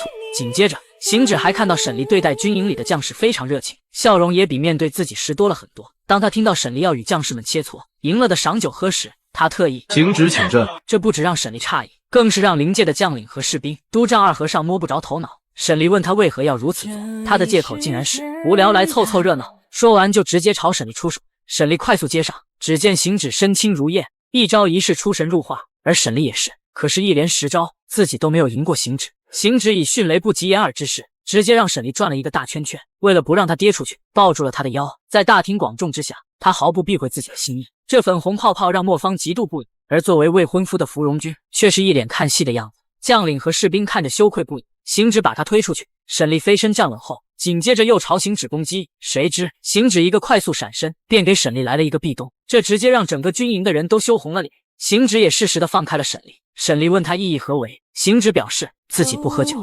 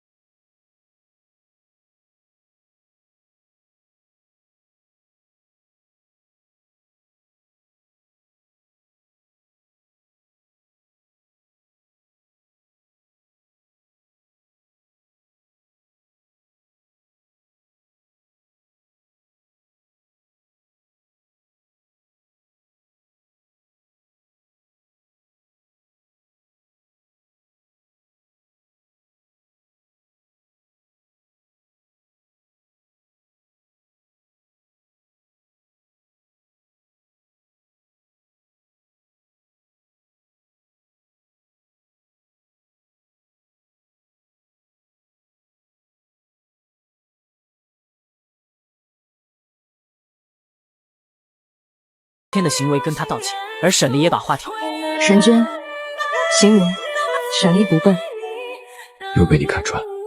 沈丽不明白他好好的天外天不呆，为何要跑到人界委屈一辈子？行止却说，当一个人活的年代够久，日子也是非常无聊的，因为无聊才到人界。可惜下界时洗掉了神力，却没有洗掉记忆。沈丽这才知道为何他会懂那么多阵法，却没有半点法术，也看不到灵体。以凡人之躯，怎么承受得了这么多记忆？他问起了自己最想知道的问题：既然他有记忆，为什么当时两人重逢时，他为何不认自己？行止竟然说，当时的答案和他拒绝莫方的理由一样，这让沈丽误以为行止对他没感情。可他还是不死心，因为他这段时间的所作所为，一直都在勾引自己。行止反问他：你被勾引了？沈丽理智地说，自己是碧苍王，这点分寸还是有的。自己喜欢的是星月，不会把这份喜欢转移到上古神的身上，而且不久以后便会成为芙蓉君的妻子。与行云的情分到此为止。他不知道的是，现在的行止却只想与他表明心迹。沈丽，自始至终，行云行止都只是我一个人。可沈丽还是赌气地说，自己和行止神君没有任何瓜葛。随后，沈丽准备去找芙蓉，两人在途中却忽然看到一行人抓了地仙。地仙，看到心爱的女子差点死于非命，男人再也无法绷住自己的感情。沈离，我会保护你。而沈离也想通了，因为自始至终保护自己的都只有行止，是行止。原来就在刚刚，两人从地仙口中得知，所有的地仙被浮生门抓了，而抓他们的正是灵界之人。嫉恶如仇的沈离不愿灵界被污蔑，急着要去找浮生门。行止也坚定立场，表示仙界不会坐视不管。随后两人约定，抓住主谋以后，仙灵两界联审。紧接着，两人便开始寻找，可找遍城内每一个角落，都没有发现浮生门的踪迹。这时的行止趁沈离不注意，拔了他的一根头发，变戏法似的把头发变成一只灵蝶。灵蝶所到之处，阴霾即刻被清除，浮生门的大门立刻显现眼前。走进浮生门，过道的两侧布满形状各异的人俑，可他们两人，一个是仙界最强者，一个是灵界最强者，没有一丝一毫的惧怕。突然窜出无数的魑魅魍魉，无数的人俑立刻破蛹而出，向着两人而去。行止手轻轻一挥，魑魅都不敢近身。沈离回头看着这些魑魅魍魉，在行止快到走到底部时，沈离一个帅气的旋转身，赤羽墙振臂一呼，掉下了一片片的魑魅。沈离从魑魅口中得知，左边是关押地仙的囚牢，右边则是主谋的藏身处。沈离把解救地仙的事交给行止，自己去抓主谋。若能抓住主谋，他希望他在联审时还灵界一个清白。殊不知，等待他的竟然是差点丧命于此。沈离一路都被喽啰拦住，可灵界一霸不是说说而已，从无败绩的他骁勇善战，无论来多少喽啰，都很快被他打散。杀干净的他终于见到了主谋。沈离质问他为何要陷害灵界，可主谋却说不算陷害。这时的沈离才看清楚，幕后黑手竟然是上辈子火烧行云小院的浮生。可浮生明明是个凡人，为何能活这么久？而他的目的竟然是要杀了碧苍王沈离。接下来刺杀他的人更让他万万没想到，只见一身黑衣的杀手很快与沈离交战在一起。刚开始时，两人旗鼓相当，在沈离全力一击必杀敌人时，杀手竟然还有反抗之力，而且变得更凶残。他一招就把沈离打得口吐火花。在他第二次杀招来时，沈离立刻迎上，一枪就把黑衣人的面具打碎，紧接着一枪刺上杀手。这时的他才看清杀手真面目，竟然是他手下一名大将子夏。可子夏明明已经牺牲，没想到子夏会被他们利用瘴气制成傀儡，从而成了恶人的帮佣。沈离不忍心对自己的部下动狠手，可他却被没有理智的子夏一掌打飞，狠狠地摔到地上。还没等他缓过来，又是一个杀招朝沈离而来。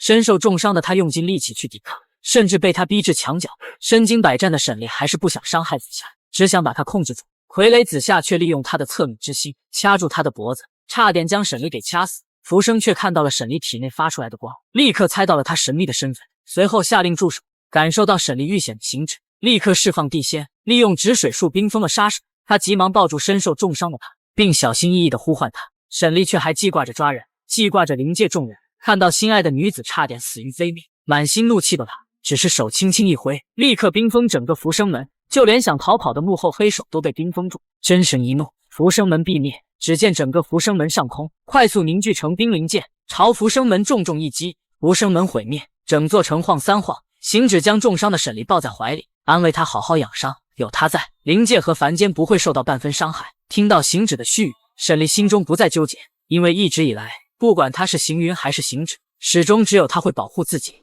陷入昏迷的女孩等了2世，终于等来了男人的告白。一只小猫懒洋洋地伸出了小爪子，在你的心间挠了一动。之前没有察觉，得察觉之时，只有痛又痒。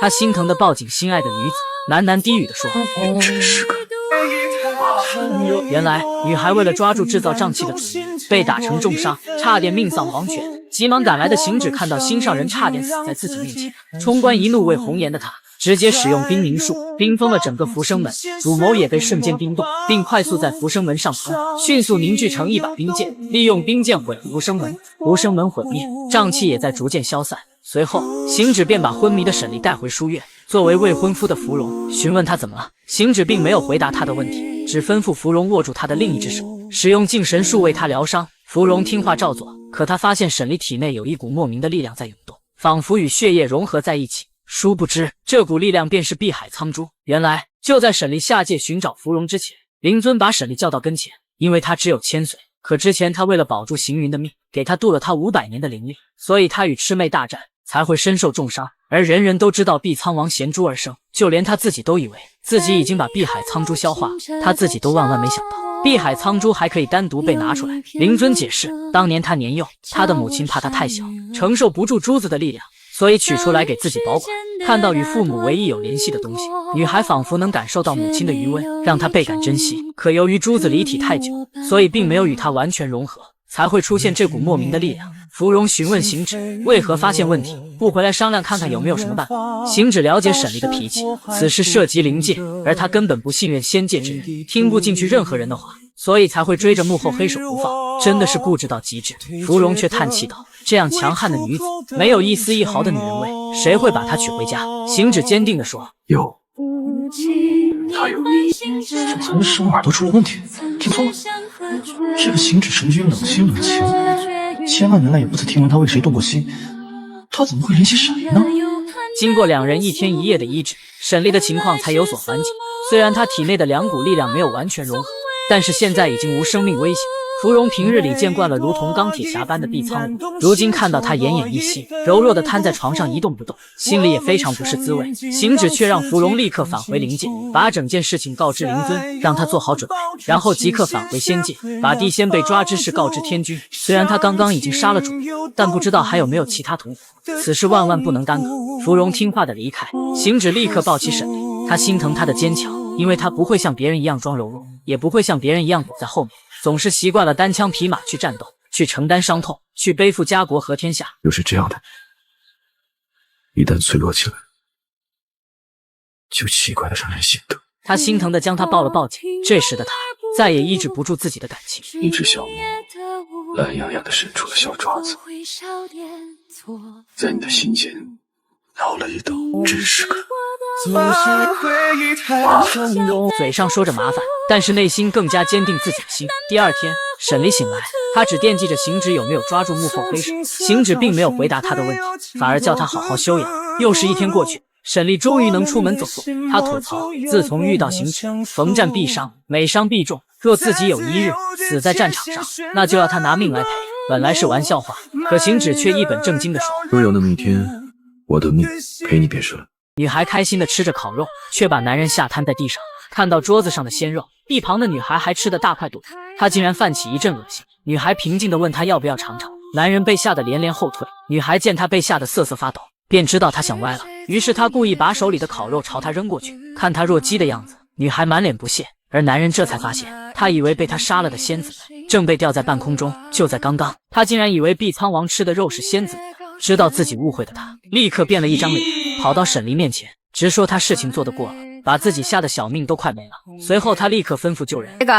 沈离可不会轻易放过毒害自己的。原来碧苍王沈离受邀参加仙界百花宴，刚刚进入南天门的他，不只遭到仙界之人的刁难，更是遭到他们的鄙夷和嘲笑。沈离抱着不惹事的态度，对这些人视而不见。这一幕被他的未婚夫芙蓉君看到，便带他离开了这是非之地，把他请入宫中休息。殊不知他刚到芙蓉殿，就遭到爱慕芙蓉君的各位仙子的毒害。一个仙子不仅在他吃的食物里投毒，他还开心的以为已经得逞，殊不知早就被沈离看穿。仙界也有卖假药的吗？啊，得找店家赔钱啊！更可恶的是，在他们的诡计被识破以后，竟然又使用毒针偷袭他。被他用赤羽枪拦住以后，竟然还有一发毒针直接刺入他的手上。为了套出幕后黑手的目的，他假装自己陷入昏迷，几人自以为得逞，殊不知你们仙界这帮臭丫头，当真是欠揍极了。奈何沈离是一个睚眦必报之人，所以就给了他们一点颜色看看。芙蓉君得知事情后，便匆匆赶了来，却看到沈离一脸悠闲的在吃烤肉。他心慌的问他在干嘛。有3个不知死活的仙子来送死。芙蓉看到头饰，吓了一跳，我把他们给杀了。而沈离的话直接把他吓破胆。芙蓉看到沈离盘子里的鲜肉，竟以为他吃的正是仙子们的肉，不可置信的问道：“把他们是杀了？”而沈离见他自己想歪了，便想戏弄他一番，看了眼烤肉便承认了。芙蓉吓得直接瘫软在地。他看到沈离还在大快朵颐的吃着，竟然还蘸着辣椒吃，吓得立刻反胃想吐。不嫌事大的沈离还问他要不要一起尝尝，立刻把芙蓉吓得连连后退。沈离看他小白兔的样子，逗趣心思没停，立刻把烤肉给他丢了过去。芙蓉吓得想转头脱离这个地，却意外看到了被绑在半空中的3个仙女，脚下还有几个火盆。他惊喜之余又觉得尴尬无比，因为他误会了他，可他还是朝沈离走去。他调侃他一点都不嫌事大，随即吩咐救人，却被沈离拦住。芙蓉极力在沈离面前说好话，还不停地给他抛媚眼，希望沈丽看在他是他未婚夫的面子上，放过这些仙子。沈丽无奈，便将那些仙子松绑。可仙子们以为有人撑腰，便开始恶人先告状。芙蓉无奈的叫他们别吵。正在这时，天君气匆匆的来了，训斥他们如此做法成何体统。沈丽霸气的质问他，第一天来到仙界就被下毒手，而且还1天3次，毒针此刻都还在自己手上，难道这就是仙界的待客之道？天君生气的看向自己的孙子，又看向闯祸的3位仙子，自知仙界理亏的天君便处罚他们禁闭100年。3位仙子想反驳，却被天君打了回去。沈丽感谢了天君，并表示为了不再惹出事端，请求天君给自己找一处能安静休息的地方。天君便把他安排在西院，沈丽只要求安静就行，便点头答应。当他准备离开时，天君竟然告诉他行止神君也住在那里，顿时让他觉得尴尬不已。沈丽，我不能喜欢你。神君玩笑呢，只是神君莫要时不时的撩拨沈丽，但我控制不住啊。你这话什么意思？说自己责任沉重不能动情的人是你，来牵绊我的人也是你，推开的人是你，握紧的人也是你，你是有毛病吗？行止尴尬的承认，沈丽也终于明白他的心思。他说喜欢他，只是他作为最后一位上古真神是不能喜欢。沈丽想到他肩上的重任，内心叮嘱自己一定要收敛心思，便开口保证既然他做不到，那便由自己来斩断情丝。说完便离开了。就在刚刚，无聊的沈丽意外地闯入密室，而密室内并没有金银财宝，反而是供奉着许许多多的牌位。沈丽仔细看了看，才发现这里竟然是供奉上古神牌位的地方。沈丽礼貌地给各位上神见礼，然而上古神的牌位都是有灵气的，看到陌生人进来，他们立刻朝他围了过来。一个叫千机的神君牌位朝着沈丽的手轻轻一点，让沈丽看到了行止刚到仙界的样子。从千机的话语中可知，天道并未给予行止使命，而小小的行止长得眉清目秀，圆润可爱。长大后的行止与各位上古神如亲兄弟一般，开心的嬉笑打闹。作怪的他直接把水喷到千机身上后立刻逃离。沈丽第一次了解，原来高高在上的行止神君也有如此调皮的一面。当他还想再继续了解时，行止走了进来，叫他一起拜一拜这些好友。看着行止开心的给这些老友祭酒，他内心也是感叹不已。谁都不知道行止活了多少年，他是唯一的真神，享最高的待遇，独居天外天，观尽天下事，却没有一人陪伴。行止告诉他，这里的上神70%都是因为生前经历了变故，形神俱灭，到人间去历劫长百苦，只有30%寿终正寝。如果自己今后也遭遇了变故，同样也被剥夺神格，没有了神力和法术，那虚天渊和灵界将不复存在。沈丽斥责他，你竟然做出这种不顾及灵界子孙后代的事。行止解释，虚天渊和灵界本来就是自己撕出来的一个空间，若是没有这个空间，那灵界早就已经不存在了，他们都是靠自己的神力在支撑。这时的沈丽才知道，行止肩上的担子之重，这不仅关乎行止的命运，更是关系到整个灵族的万千生灵。他发自肺腑地叮嘱行止一定要活着，直到寿终正寝那一天。他也才知道为何幽兰神女会这么说。这3界唯剩一个神了，没有人能承受失去他的代价。行止便跟他说，他喜欢他，但是不能，而他也控制不住自己的喜欢。沈丽也才知道，为什么之前他对自己总是若即若离。沈丽为了灵界，既然行止做不到斩断情丝，那就由自己来。行止听了忍俊不禁。第二天，百花宴开始，所有人都到位，唯独不见碧苍王沈。而西院的沈刚要飞去九重天参加百花宴，却遇到无数的火球直冲西院，他顿时感到不妙。看到几颗火球落在西院，西院立刻成为一片废墟，火光冲天。刚刚才坚决分手的沈，为了保住行止的最后一点念想，义无反顾地挡在火球面前，并利用自己凤凰的真身，形成一个独属于凤凰的阵法，护住西院的牌位。奈何沈丽因为经过洗损时，灵力和法力大大减弱，所施展的阵法也减弱，而敌人的火球攻击太强，眼看攻击越来越猛烈，而阵法也快被攻破，沈丽只能用凤凰之血来加固阵法，这样也只能抵挡这3分钟，阵法便被攻破。沈丽退到房梁上，眼看一个大火球朝自己而来，他一个绚丽的转身，用尽全力迎上火球，可没有灵力的沈丽不敌，重重摔到房梁上。不远处的天空却凝聚成一个超级大火球，直直地朝着他而来。女人为了护住前男友唯一的念想，不顾自己身受重伤，本王在此，谁也休想损父神一分为言。以凤凰之血为引，凝成结界。奈何敌人攻势太强，没有几秒钟就被攻破，而他也被重重地摔在房顶上。眼看一个超级巨大的火球朝他袭来，他刚想与之抗衡，千钧一发之际，超级火球被一道蓝光拦住。原来是行止及时赶来，只见他轻轻一甩，火球立刻变得稀碎，而行止只是轻轻一挥，自己拼死抵抗的火球便被抛了回去。抛回去了。这时的沈丽才明白，为何天道不允许神产生感情，因为如此毁天灭地的力量，一旦心生邪念，那天地生灵都将遭殃，支撑不住的沈丽直接掉下去。行止一个闪身，在沈丽没有着地之前，就把她接住了。沈丽没力气的蹲下，却遭到行止的指责。你为了这间破屋子，把自己逼成这样，你怎么想的？我总不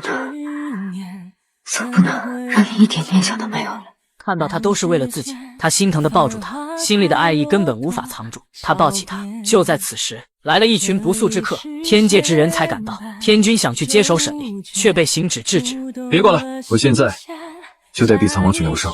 不顾天界众人的目光，也不顾自己的心意是否会泄露，抱着沈丽离开。而沈丽的未婚夫芙蓉君竟然感叹：原来和神君比起来，平日看起来那般强悍的碧苍王，竟是如此娇小。经过这次事情，天君也才意识到危险，而且已经5天过去了，纵火之人都还没查出来，天界真的是无人可用，悠闲太久了。他发誓要整顿天界。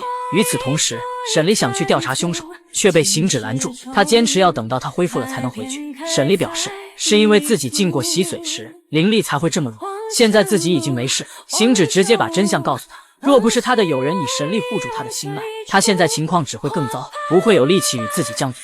沈丽领情地说，下次神君去祭拜的时候，帮自己多说几次谢谢。沈丽还是想离开，却又被行止拦住。他着急找出主谋，而他不想他去找主谋。行止表示他会来处理，他只关心他的伤好了没有。在外看着他们争执不下的幽兰神女，终于出声打断他们的谈话。看到外人来到，两人才放下对峙。而神女带来了更坏的消息，王爷。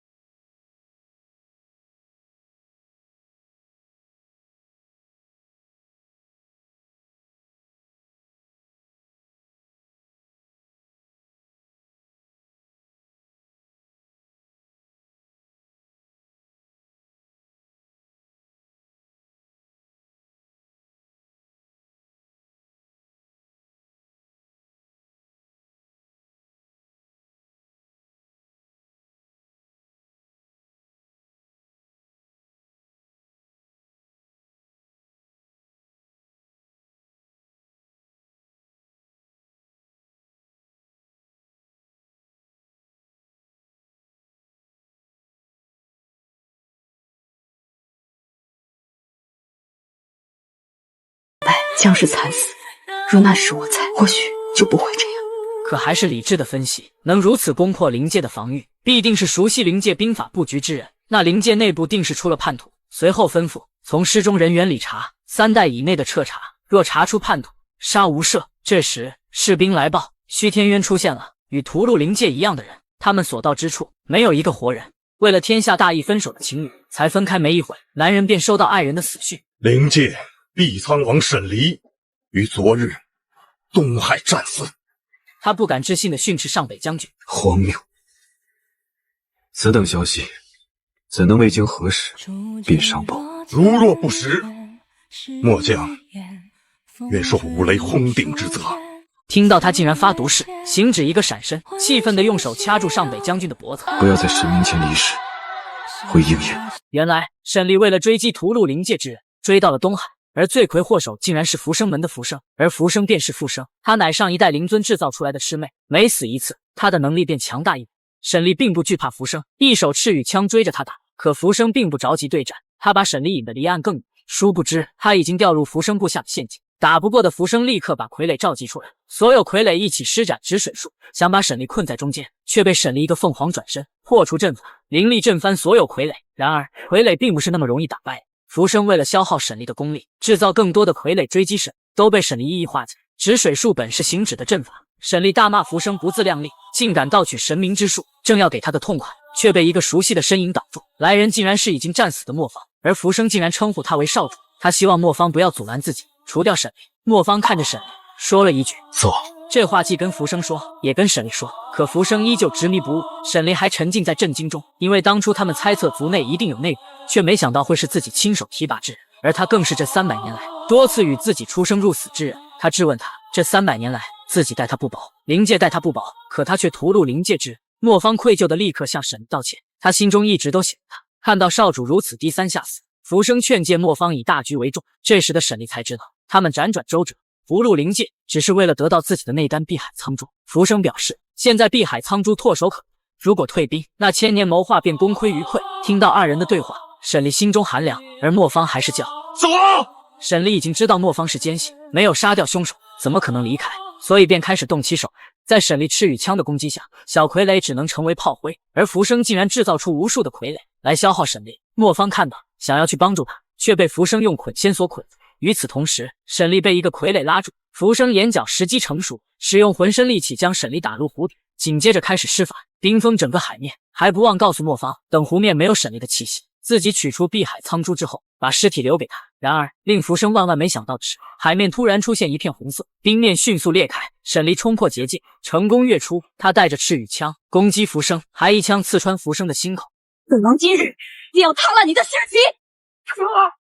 突然，莫方挡在了前面，沈丽一手抓住莫方的脖子，甩了出去，紧接着一拳打在莫方身上，并用赤羽枪刺在莫方心口上。他想到与莫方300年来的点点滴滴，眼泪不自觉地流出，他还是下不了狠手。而另一边的浮生却没有闲着，他开始吸食无尽的黑暗力，大量的戾气被他吸食入体内，功力大涨。半边天已经被乌云笼罩。莫方看见浮生的变化，劝沈丽快走，还叮嘱他往西南方向跑。沈丽泪流满面，这个时候他不知道该不该再信他。而莫方顾不得男女之防，他奋力拉着沈丽试图逃走，可终究还是晚一步，一只黑手直接掏穿沈丽的心脏。沈丽不可置信地看着黑手，浮生立刻把沈丽拉到身边，便开始取碧海苍珠。眼看着碧海苍珠马上被取出，沈丽宁为玉碎，她将体内所有的灵力逼出，握住浮生的手，两人互相牵制。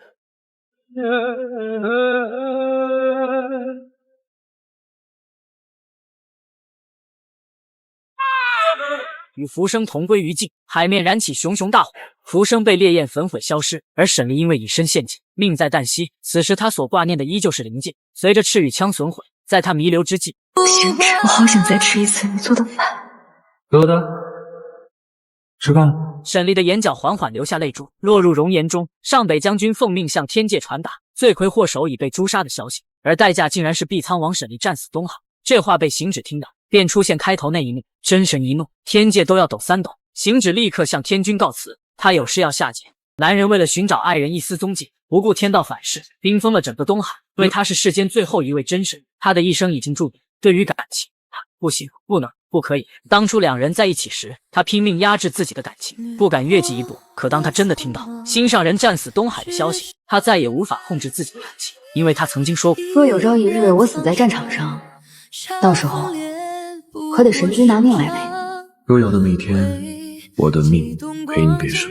原来就在几分钟前，女孩为了追杀屠戮灵界之人，掉入浮生早就布置好的陷阱，而浮生谋划千年，只是为了得到沈丽的那单碧海苍珠，所以沈丽必死无疑。而沈丽为了消灭敌人，只能与魑魅浮生同归于尽。行止为了找到沈丽的一丝痕迹，逆天改命，而他定会遭到天道的腐蚀。行止明知不可为，却依然没有停止，竟然还加快了冰封东海的速度。只见天空乌云密布，天雷直接劈到了行止身上，行止没有屈服，继续施法冰封海面。第二道天雷更厉害，劈得他差点起不来，却还是咬紧牙关起来继续冰封。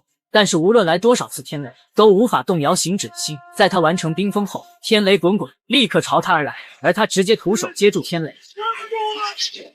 今日有神力反噬，18步，你来帮助我！随后利用止水术，直接把天雷冰住。紧接着他拖着重伤的身体，在海面寻找沈丽。沈丽，我来寻你了。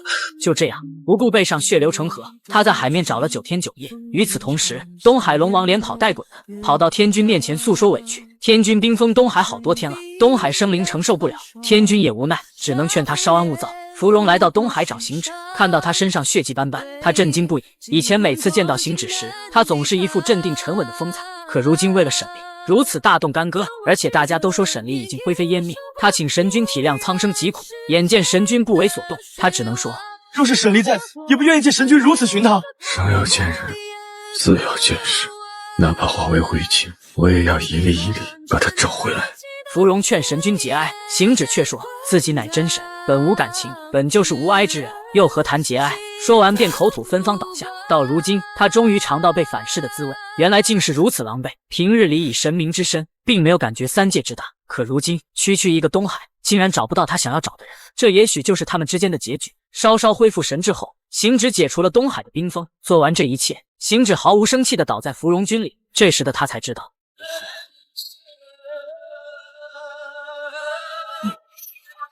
芙蓉将昏迷的行止带到东海休养。懂事的他吩咐东海龙王统计东海的损失，他会上报给天君。天君表示，如今沈离已死，两界的联姻取消，而行止是仙界唯一的上古天神，肩负着守护三界的重任，容不得半点闪失。希望行止身体恢复之后，能守住清明之心。如今沈离战死，这或许是应该庆幸之事。芙蓉听了天君的话，为沈离打抱不平。沈离明明是为了三界的安危才牺牲，可天君如此说，神君是三界最后的上古神，便是苍生最后的守护与希望。为了守他道心清明，莫说沈离，就算你我乃至仙界皆可守。幽兰神女为了报答沈离的救命之恩，她知道神君对于三界是何等重要，但沈离是为三界而牺牲，切莫寒了天下人之心呐！对的天君哑口无言。当他的未婚妻战死东海，当神君为了找到女孩的一丝痕迹冰封东海，芙蓉君都没有生气，可他爷爷说沈离死了，对于神君来说应该是庆幸之事时，他如同迷弟一样的为他们打抱不平。他竟然一点都没觉得自己头顶一片绿油油，竟然还和姐姐一起八卦。他们两人是何时开始？因为在灵界、人界、仙界，他都跟他们在一起。他们之间发生什么事了？我现在想来有好多细节啊，说说。他的话勾起了幽兰的兴趣，可芙蓉为了维护沈离和神君，咬死不说，气得幽兰变出一块石头，直接把亲弟弟砸晕，随后便把他丢到洗水池。因为洗水池不仅能洗去瘴气，还能看到人的回忆。只见他轻轻一挥手，芙蓉关于他们两人的记忆像电视集序般挂在半空中。他随便点开一集，竟然是芙蓉衣不蔽体的勾引沈离的片段，遭到行止的训斥。天君没有教过你，穿好衣服才能出门吗？还直接把他使离沈离身边。幽兰感叹：这是神君第一次见芙蓉君，就已经这么不满了？看着这么没用的弟弟，摇头不已。随后又换了一个看，竟然看到废材弟弟在售卖碧苍王府的门票，而且是观看神君容貌的门票。幽兰对弟弟的所作所为嫌弃不已。紧接着又看到芙蓉竟然搬空了沈离的兵器库，在灵界无所不做。他嫌弃地说：你去灵界都干了些什么呀？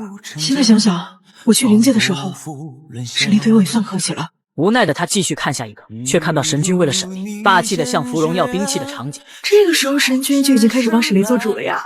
幽兰瞬间变成 CP 图，开心的看着神君吃醋。还有谁？行止请战。哦，神君这是酸了呀！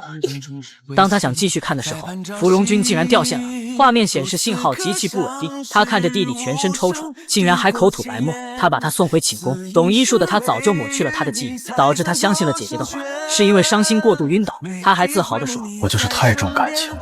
不料他又被一块石头砸晕，又被丢到洗水池。接上回，竟然看到神君吃醋的样子。那莫方将军又是王爷何人？亦是同僚。看到神君这粘人的眼神，幽兰瞬间变成小迷妹，更是嫌弃自己的亲弟弟，这么明显都看不出来。吃瓜群众幽兰继续磕 CP， 却看到了沈离受伤这一幕。谁会举这样的女壮士为骄？有，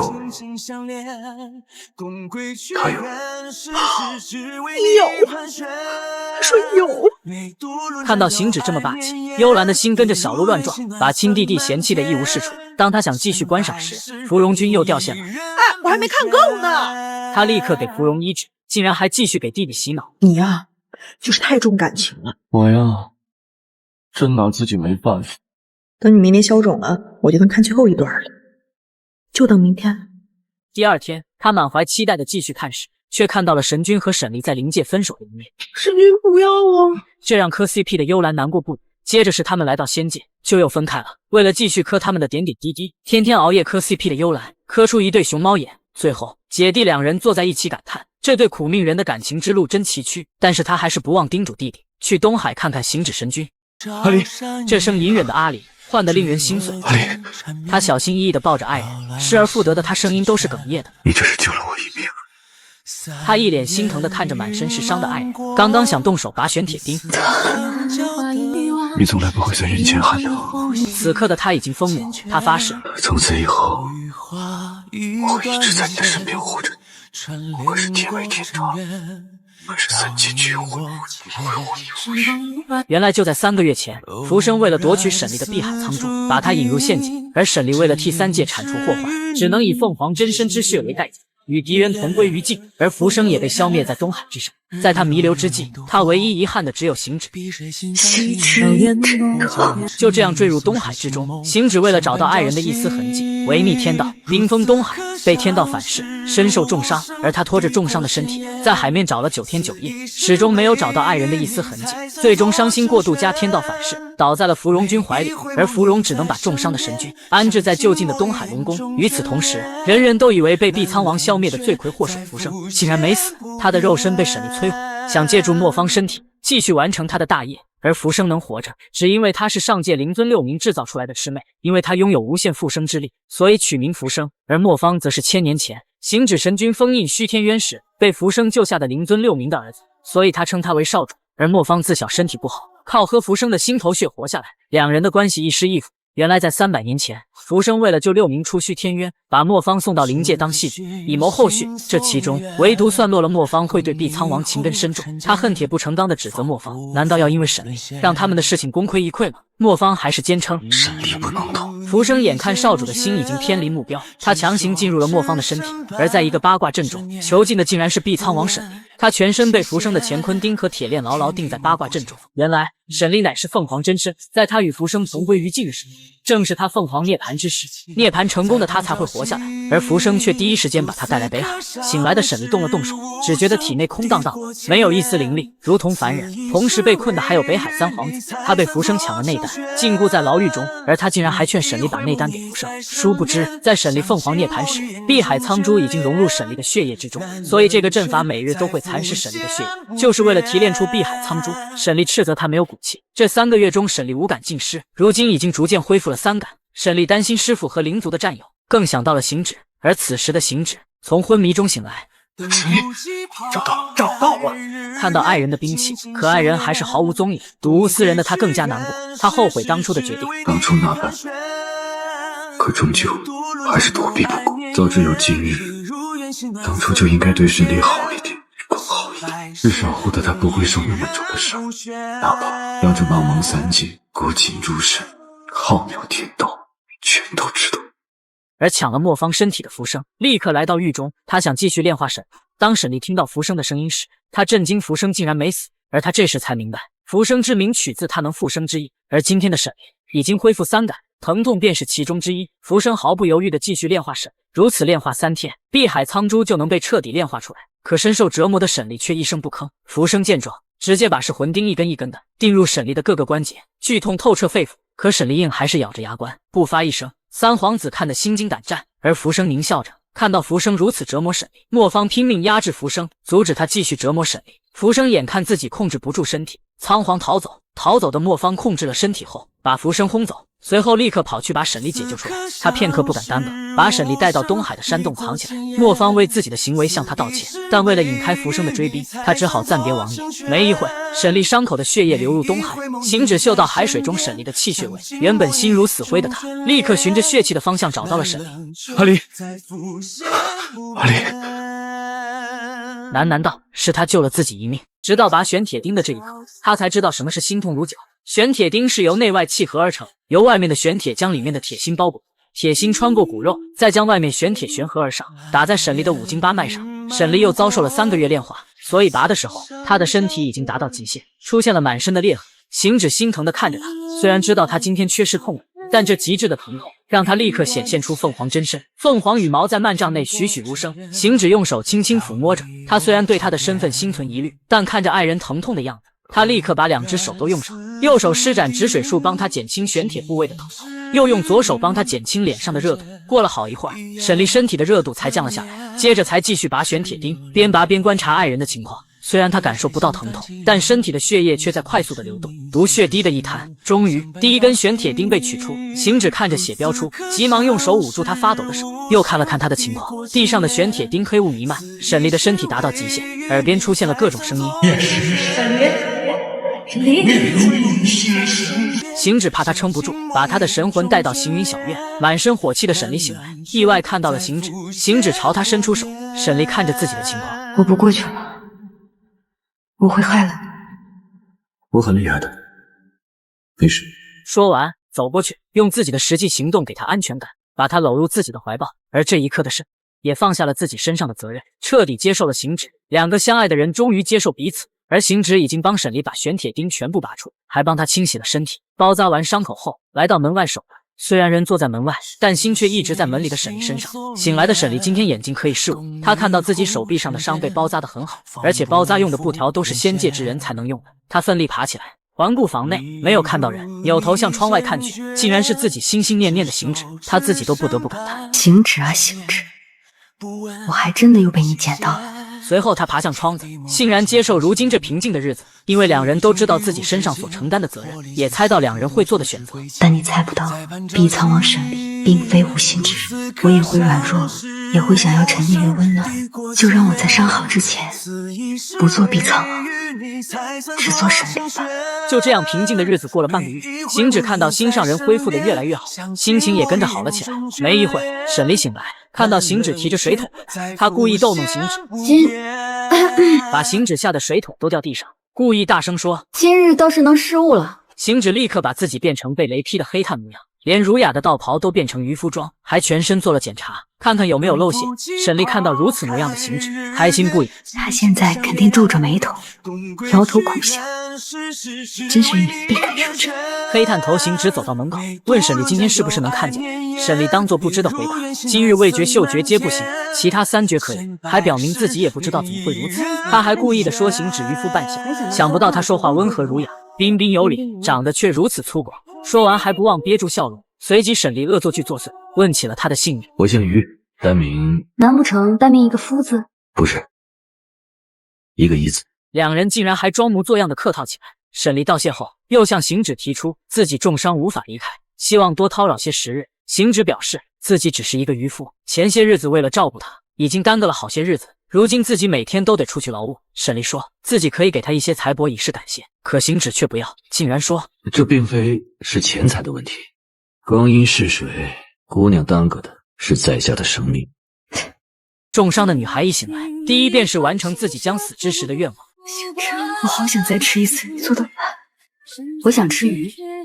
行止立刻去捕鱼，可捕上来的竟然全部都是珠宝，原来是东海里的虾兵蟹将。看到堂堂神君捞鱼，立刻禀报给东海龙王。龙王把小鱼小虾换成珠宝，无奈的行止只能给心上人煮了一碗海带汤。沈离逗他：鱼呢？难道公子是觉得没有味觉的我不配？行止气愤的保证明天会有的。看到行止气鼓鼓的样子，他心里乐开了花。没一会，行止来到龙宫，向老龙王要他的鱼。我的鱼呢？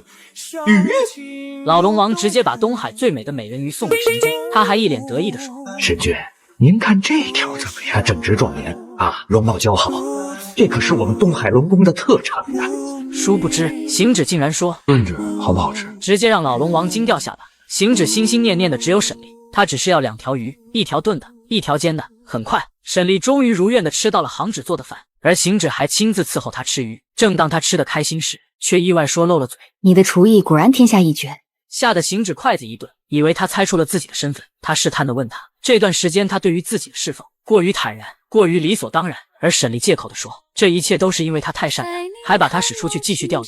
行止没想到自己的家竟然会被赶出去，沈离还以牙还牙的表示，光阴逝水，我可不敢耽搁公子的生命。待他离开后，5经8脉都被毁的沈离便开始练习走路，可刚刚站起来便直直的摔到地上。沈离并没有放弃，继续练习站起来走路。由于不可视物，导致他毫无方向的跌倒。这些疼痛并没有让沈离放弃，一次次的跌倒，再一次次的爬起来继续。殊不知这一幕幕都被门外的行止看着，他心疼不已。可他知道他有他的骄傲，在他的不懈努力下，他终于扶着柜子站稳了。与此同时，芙蓉君拗不过姐姐的嘱咐，到东海看望神君，却被告知神君已经上岸。芙蓉根据龙王的描述，找到行止的大概位置，他毫无顾忌的嚷嚷找神君，气得行止生怕吵醒沈离，立刻施法离开，还使用禁言术让芙蓉闭嘴。然而让芙蓉万万没想到的是，神君竟然一身黑炭装出现，他还以为神君脑子发热，用手去试探他的额头。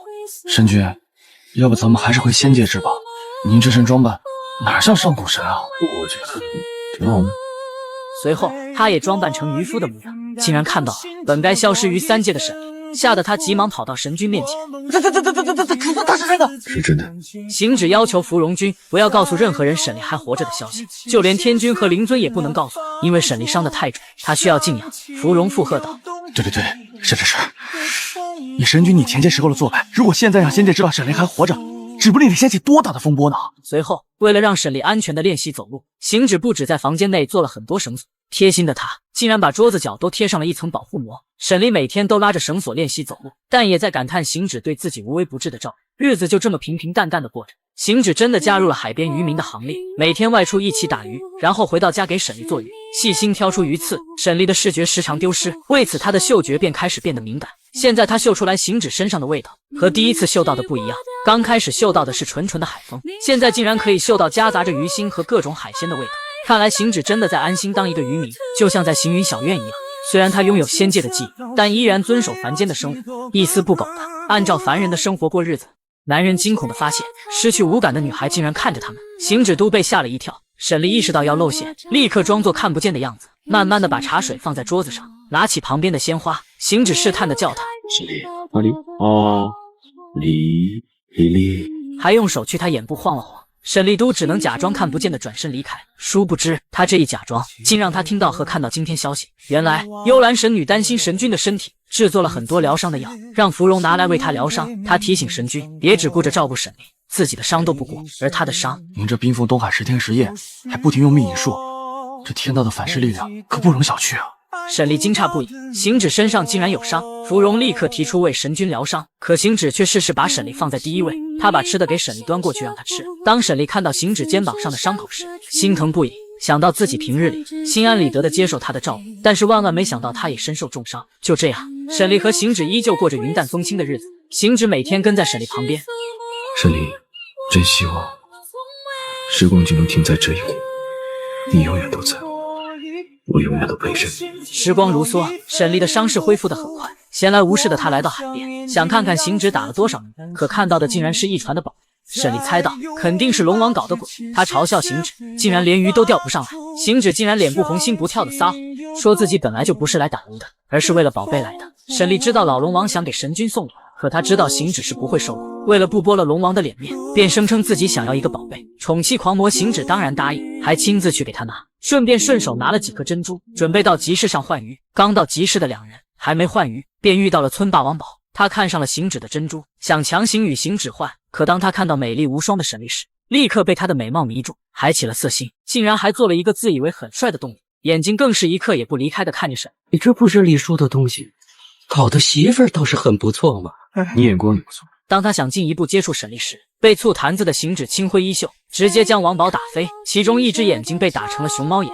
晚上，沈丽快休息时，听到了3个凡人进院子的声音，这可是行止的院子，哪能没点防备？王宝的2个跟班翻墙，直接掉到地上。你俩干嘛呢？这不有门吗？随后便吩咐他们，看到女的给自己留着，看到男的往死里揍。殊不知小跟班还没进房门就被涮倒在地，把有色心没色胆的王宝吓得惊叫，有妖气！快速跑进屋子，可他跑进的屋子正好是沈丽的房间。看到沈丽，他手里的木棍都吓掉，赶紧示意沈丽别出声。美人别叫，美人别叫。沈丽淡然地坐到椅子上，王宝看到是美人的卧室，他开心地问她：原来你们分床睡啊？还强调自己是村长的长子，地位比行止强上不止多少倍，调戏的叫他以后跟着他。你怎能与他相提并论？简直与你这里。被甩开的王宝并没有生气，反而小娘子有点泼辣呀，够劲。本王活了1000年，倒是第一次这么被人调戏，这体验倒是难得。只是你长得实在太磕碜了点，让本王想怜惜的心都没有。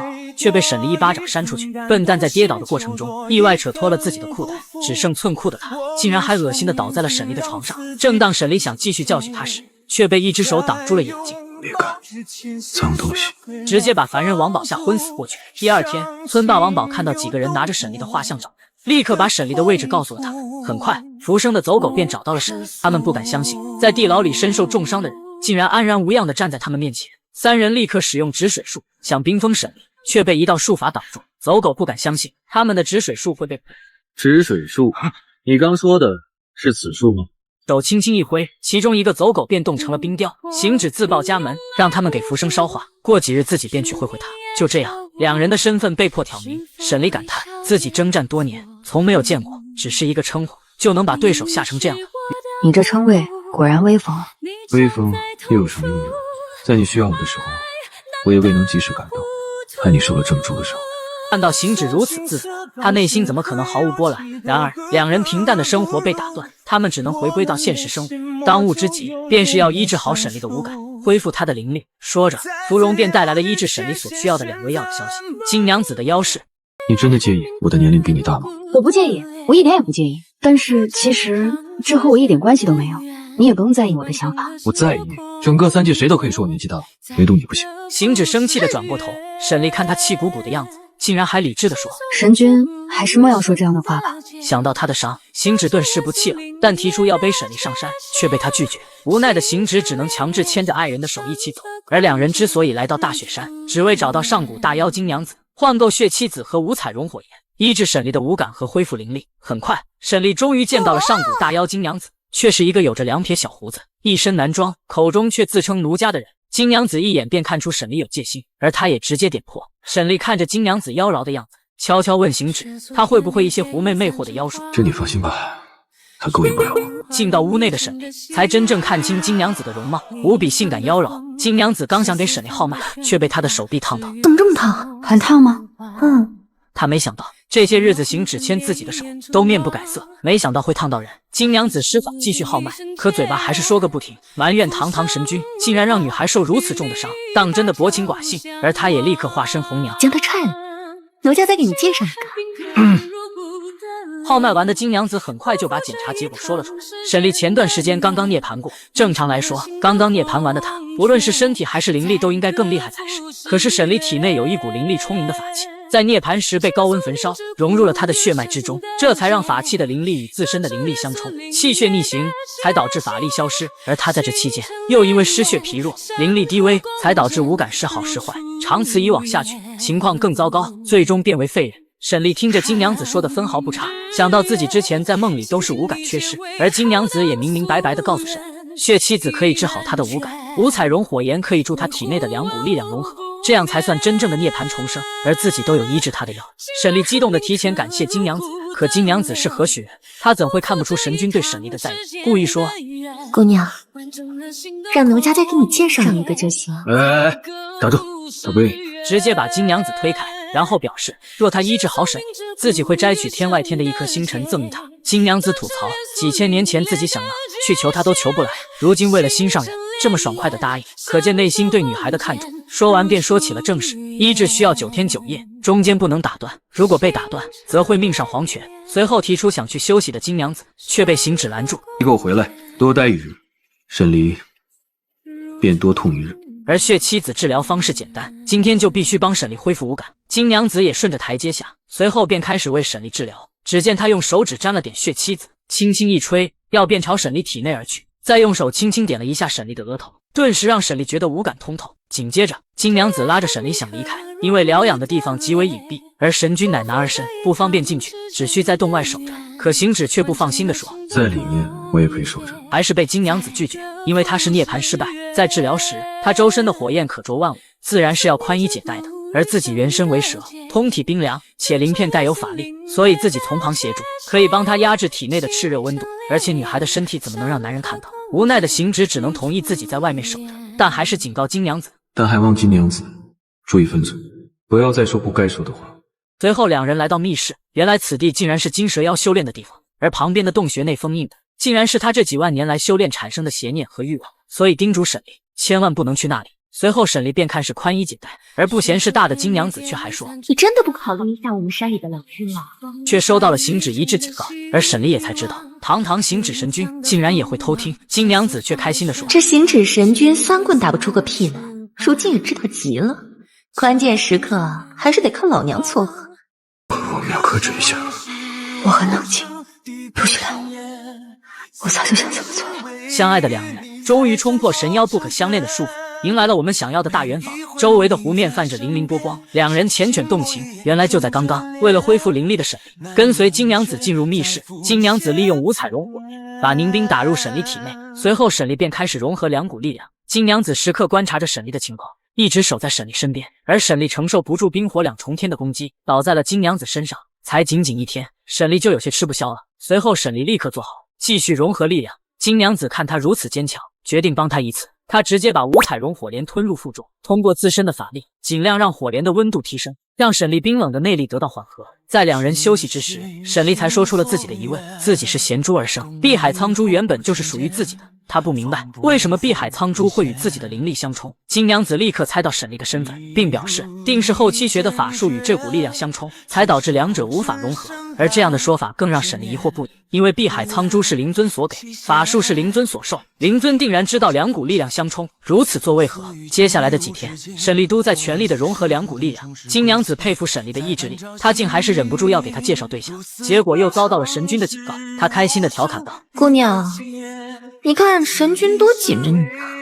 休息间隙，金娘子还是把心里的疑惑告诉了沈丽。她体内的灼热之力并不是单纯的灵气或者仙气，她觉得那股力量更像是妖丹。说着便把自己的内丹取出，摆在沈丽面前，颜色和光泽与碧海苍珠有几分神似。沈丽吓了一跳，金娘子好心的提醒沈丽，灵尊定有事瞒着她。时间一天天过去，就在治疗进行到第8天的时候，浮生带着众多傀儡赶到大雪山，目的是抢夺金娘子的内丹。金娘子叮嘱沈丽，不管外面发生何事，有神君在，她只需全力融合，千万不能前功尽弃。等自己收拾完搅事之人，马上进来接应她。说完便离开了。然而竟然还有一条不长眼的傀儡追索到了沈丽，在他没注意到时，直接把他拉入了金娘子的封印之地。令他万万想不到的是，行止也毫不犹豫地跳了进来，而这个洞穴乃是天然的封印之地，再加上金蛇妖的加持封印，易进难出，想要走出去得靠他们自己找到阵营。随后两人便开始寻找，可沈丽浑身滚烫，已经撑不下去，必须立刻融合碧海苍珠。行止问前几日金娘子是如何帮助他疗伤的，让寒气运行我周身血脉，助我融合碧海苍珠。自以为定力很好的行止便开始帮助沈丽融合，让沈丽心砰砰跳。可行止的手已经来到沈丽小腹，他尴尬的叫行止，却被行止打断。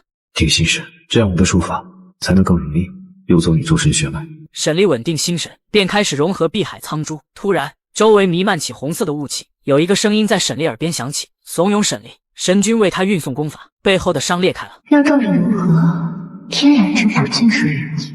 沈丽叮嘱自己不能侵犯行止，他肩负重担，是上古唯一仅存的天神，不能动私情。而后又同情地说，他只会压抑克制自己，从出生那天起就一心想着守护灵界子民，没有一天为自己活过，不敢面对自己真实的感情。为了诱惑沈丽，欲念竟然让沈丽看到行止为了找他冰封整个东海，从而遭受天罚。而此时的沈丽才知道，原来行止那么严重的伤竟然是这么来的，他忍不住动怒。与此同时，欲念也在诱惑行止，声称他作为天地间孤独万年的唯一上神，每天孑然孤灯，时时以天下大任为己任，而且不让神动情，那为何又要赐予神7情6欲？竟然还怂恿他，只要他不为了私情违反天道，这天下他想拥有谁便能拥有谁。行止仿佛打开了新防线，两人同时醒来。沈丽立刻与行止道歉，还说若他不曾遇到自己，自己也从未爱过他就好了。行止却说自己活了数万年的光阴，最让自己庆幸的是遇到了他。沈丽却固执的以为他遇到自己，让他承受天罚。我受到逆天惩罚，并不是因为遇见了你，而是因为失去了你。听到此话的沈丽终于敞开心扉，不再压抑自己的感情，吻了上去。刚刚圆房的女孩醒来的第一件事便是向男人认错，并把责任揽到自己身上，叫他不要自责。行止却说昨晚他一直都很清醒，而这也是他想做的事情。沈丽没想到行止竟然如此风雨。冤枉着是吧？从你葬身东海的那一刻起，我好像就不大正常。说完便轻轻上去，却遭到沈丽的拒绝，因为他是身系天下苍生的唯一上神，天下任何人都可以封，唯独他不可以。行止却抓住任何可以抓住的机会，向沈丽表白。可是我早已经坠入了万丈深渊，而且还告诉他，他只是动了情，并没有做违反天道的事情，不会受到天罚。看到行止深情款款的眼神，沈丽却思绪已经回归，理智地说，有人攻山，外面还不知道是什么情况，先找到出去的路。气得行止说他自己千万年以来只遇到他一个女人，他竟然……你在想什么？那事之后，你可以立刻跟我翻脸，谈正事，还没有半点含糊。这让沈丽想笑却不敢笑，傲娇的行止却赌气地转过头。随后两人便开始寻找出路。寻找出去的路上，行止说起了魑魅的由来。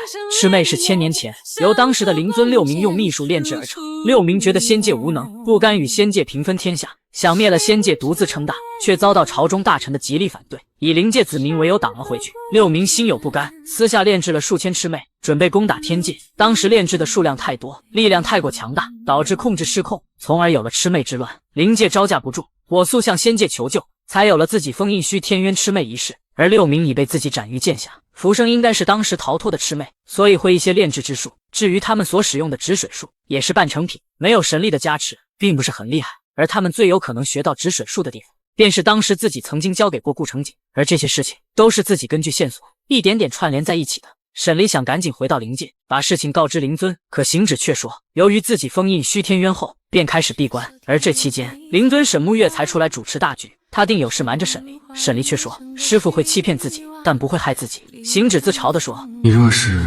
也会如此信我，那该多好。沈离对灵尊的感情一师一母，没有他，自己也活不到今天。所以他就算是欺瞒我一生，要了我的命，给他又何妨？行止又开始告白，我怎会让你把命给他？你让我怎么舍得？与此同时，解决完魑魅的金娘子终于找到后山出口，她向着洞穴走去，没一会便找到了两人。行止却开始撵她走，金娘子才不管，拉着沈离就想离开。聪明如金娘子，在她拉着沈离的时候，便知道他已经完成涅槃。她故意的问，刚才在里面你没有被欺负吧？没有得到自己想要的答案。而沈离为了让自己的话有说服力，竟然还夸赞行止的定力好，不会受欲念影响。金娘子无奈，直接说出沈离已经痊愈的事实，竟然故意询问他是怎么治好的。这话问的行止和沈离都尴尬不已。金娘子看戏似的看着他们面面相觑，忽然水面炸出一团红色飞雾，向外跑去。沈离不耻下问的问他是什么东西，金娘子尴尬的说，这是他的欲念，可这里有双重封印，不可能冲破封印。他先是看向沈离，随后又看向行止，顿时明白了。而行止眼看瞒不住，只得承认，依我猜测，或许是他们吸食了我们的情绪和欲望吧，却遭到金娘子的打趣。沈君，你的欲望是有多强烈啊？沈离竟然还提出由自己去消灭他。金娘子看到如此直爽大义的沈离，喜欢不已。好好说话，不要做没有必要的举动。虽然被挡开，但他也猜得8、9不离十，两人被欲念影响，肯定中招了。这让刚刚才圆房的两人顿时羞红了脸，尴尬不已。随后，金娘子也要去找分身为借口离开了他们。而行止和沈离刚刚出洞口，便遇到了有着磨坊面貌的浮生。行止告诉沈离，他不是磨坊，祭主共生，他是浮生。而浮生以为沈离功力尽废，上神的行止身受重伤，应该好对付。令他万万没想到的是，沈离的灵力完全回来了，而且比以前更厉害。只见他张开手掌，一团巨大的火球熊熊而生。尔等蝼蚁，竟敢亵渎神明！只因爱人被围攻，涅槃成功的你，便使出了毁天灭地的大招，帮他消除一切威胁。他们还没对我怎么样，你便动了这么大干物，总把你当成病秧子。对于爱人的维护，行止很受用。随后两人分开找人，原来就在刚刚，两人刚走出圆房之地，便遇到魑魅之首浮生。他不只要抓沈离回去，继续炼化碧海苍珠，更想一举杀了两人。殊不知沈离已经完成了凤凰涅槃，他随手凝聚成一个大火球，追着浮生打，让浮生只有逃命。就在他以为逃脱时，火球竟然从正面攻击他，躲闪不及的他直接被撞到树上，接着便被控制住。而沈离真身乃凤凰，满身火气的他来到浮生的面前。这时的浮生才知道他已经涅槃成功，实力比以前更甚。识时务者为俊杰的他拼死挣脱束缚逃走。与此同时，为了给浮生赢得逃命的时间，其他的魑魅却朝着行止攻击而去，这直接惹到沈离的逆鳞。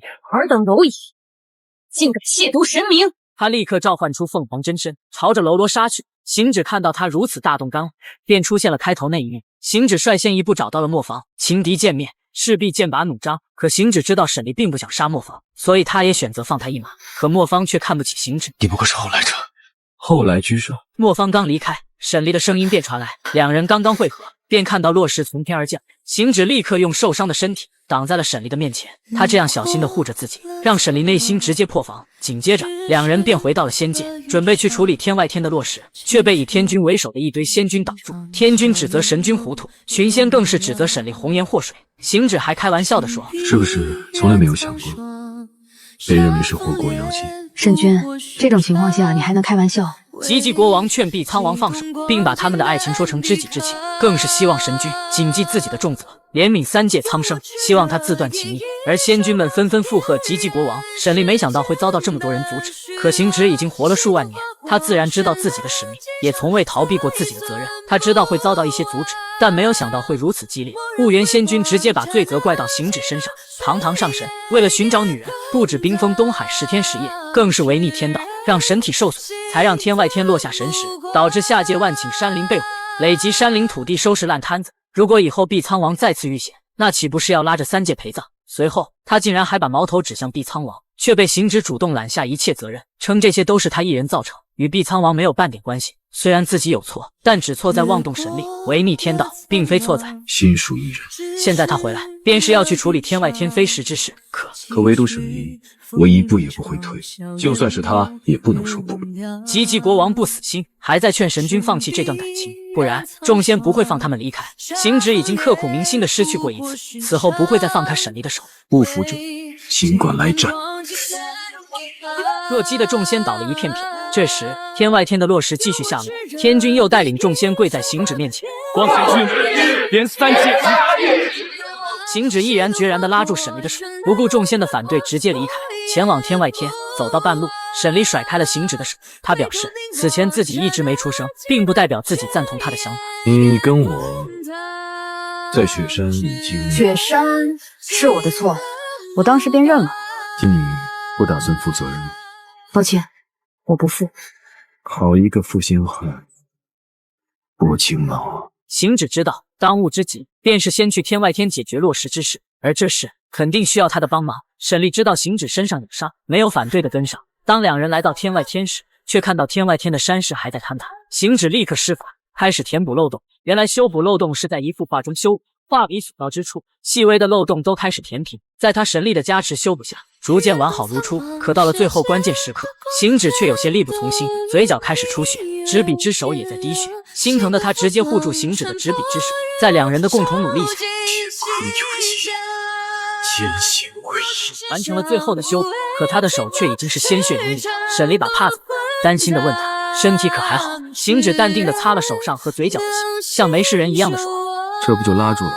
直到看到爱人赤脚走在碎片上，只为了感受自己还活着，让刚刚强硬要分手的女孩心顿时软了下来。原来就在几个小时前，相爱的两人终于直面内心在一起了。可他们的爱情并不被世间接受，只因男人是世间最后一个上古神，身兼三界众生，就连身体都不能受伤，更不能有私情。而女孩乃灵界碧苍王，自出生以来便以守护灵界子民为使命。就在之前，男人为了寻找消失于东海的爱人，冰封东海10天10夜，如此违逆天道，导致神体受阻，天外天坍塌，神石落下。虽然没有人员伤亡，但也导致万顷山林族人纷纷反对他们在一起。沈丽不想爱人再次遭到反噬，思虑再三，决定与行止分手。他承认自己喜欢他，更承认他想和他在一起。我此生只爱过一人，那人皆是你。但他明白，感情不是自己活下去的全部理由，自己也有自己非做不可的事情，况且他也有自己的责任。不是全部理由，但至少是你活下去的其中一个理由。对于我便够。行止并把自己的责任和他的责任揽到自己身上，唯一的要求便是他安然无恙地待在自己身边。已经经历过一次失去的滋味，行止再也无法放手。沈丽依然决定要离开，行止拉住沈丽的手，会心疼。这句心疼让沈丽犹豫了。我会心疼你，一些危险的事就交由我来做。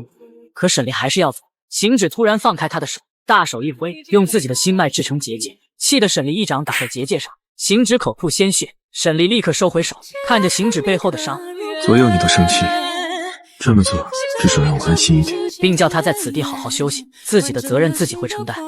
你我要留下，三界我也是。气得沈丽大骂他当真是个混账东西。出来的行止遇到幽兰和芙蓉，他要去下界收天外天落石。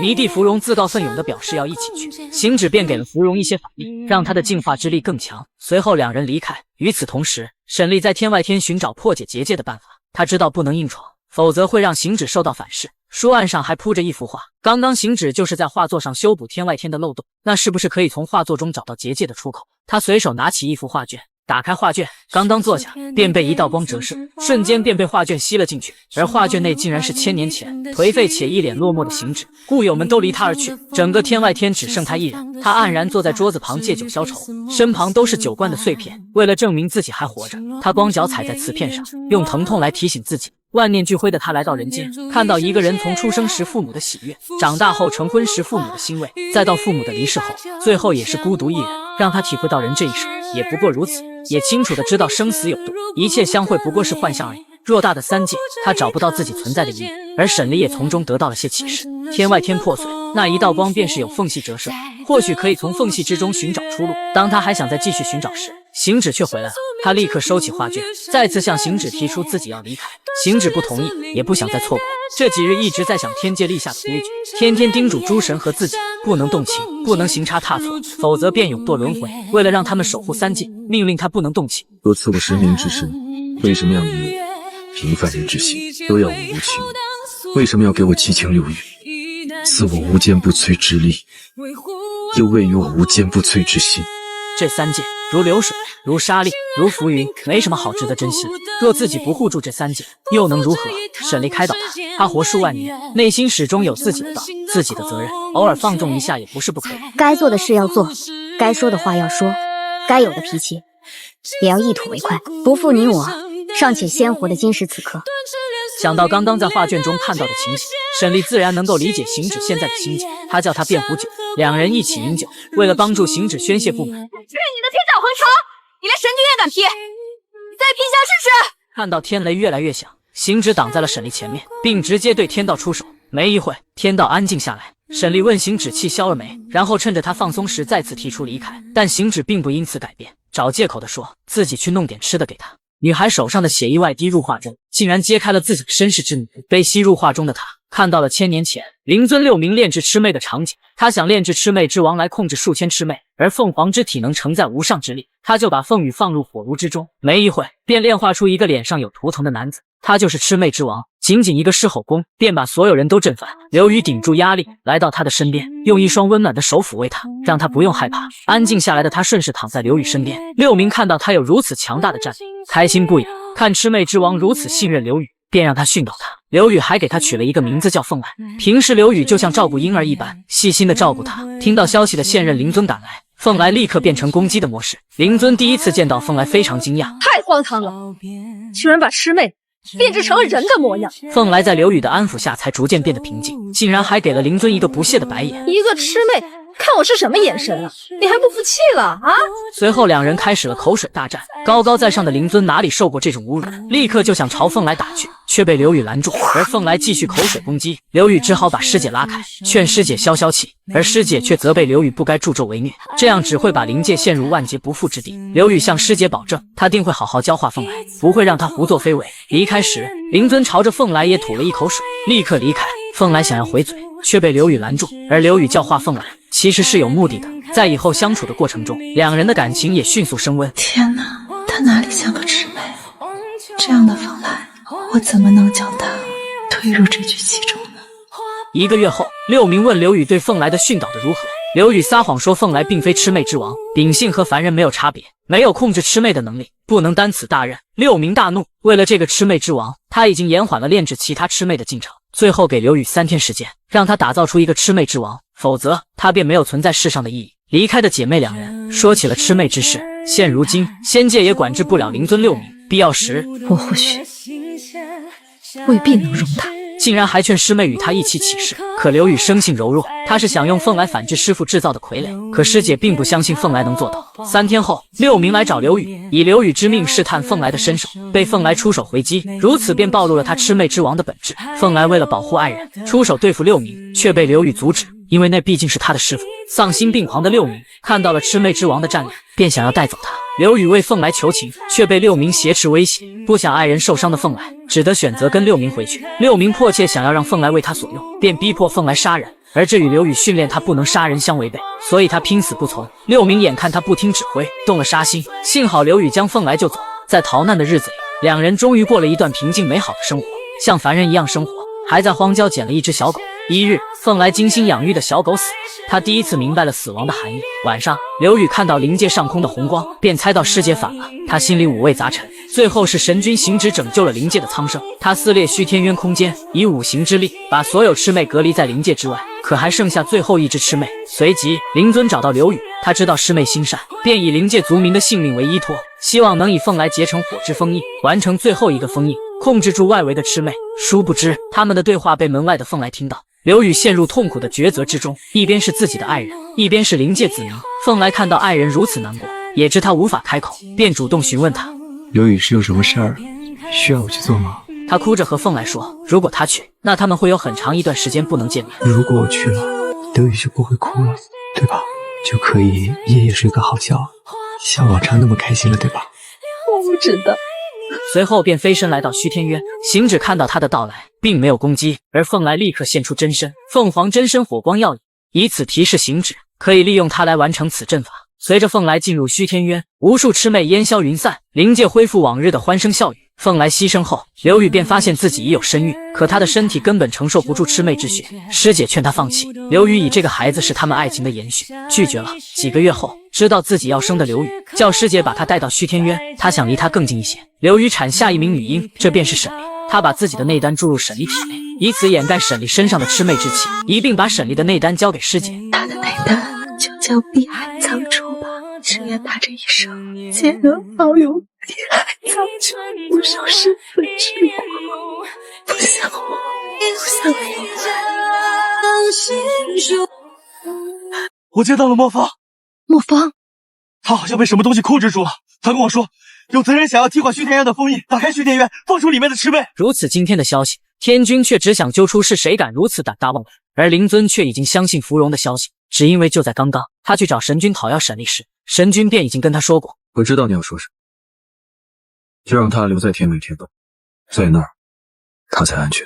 浮生为了打开虚天渊封印，已经找到可以替代五行封印的东西，现在唯独缺的只有最后一个，那便是沈火之封印。灵尊自以为隐瞒得很好，阿离的身份你都知道了。神明没有那么好骗。灵尊与天君告辞，想立刻返回灵界谋划，却被芙蓉叫住。等等！随即向天君请战。以前吊儿郎当的儿郎，如今却懂事地表示，虚天渊之事并不只是灵界之事，千万魑魅如果逃出，仙界也不能独善其身，唇亡齿寒。这段时间，自己跟着神君努力修炼了净化之术，而净化之术对瘴气有驱逐之效。我愿请命，随灵尊一同去灵界，共御强敌。灵尊认可的点点，可天君却不想孙子冒险，斥责他不要胡闹，然后想拒绝灵尊。芙蓉看着干着急，幽兰心领神会的推了弟弟一把，直接把他推到灵尊面前，然后替弟弟向天君求情。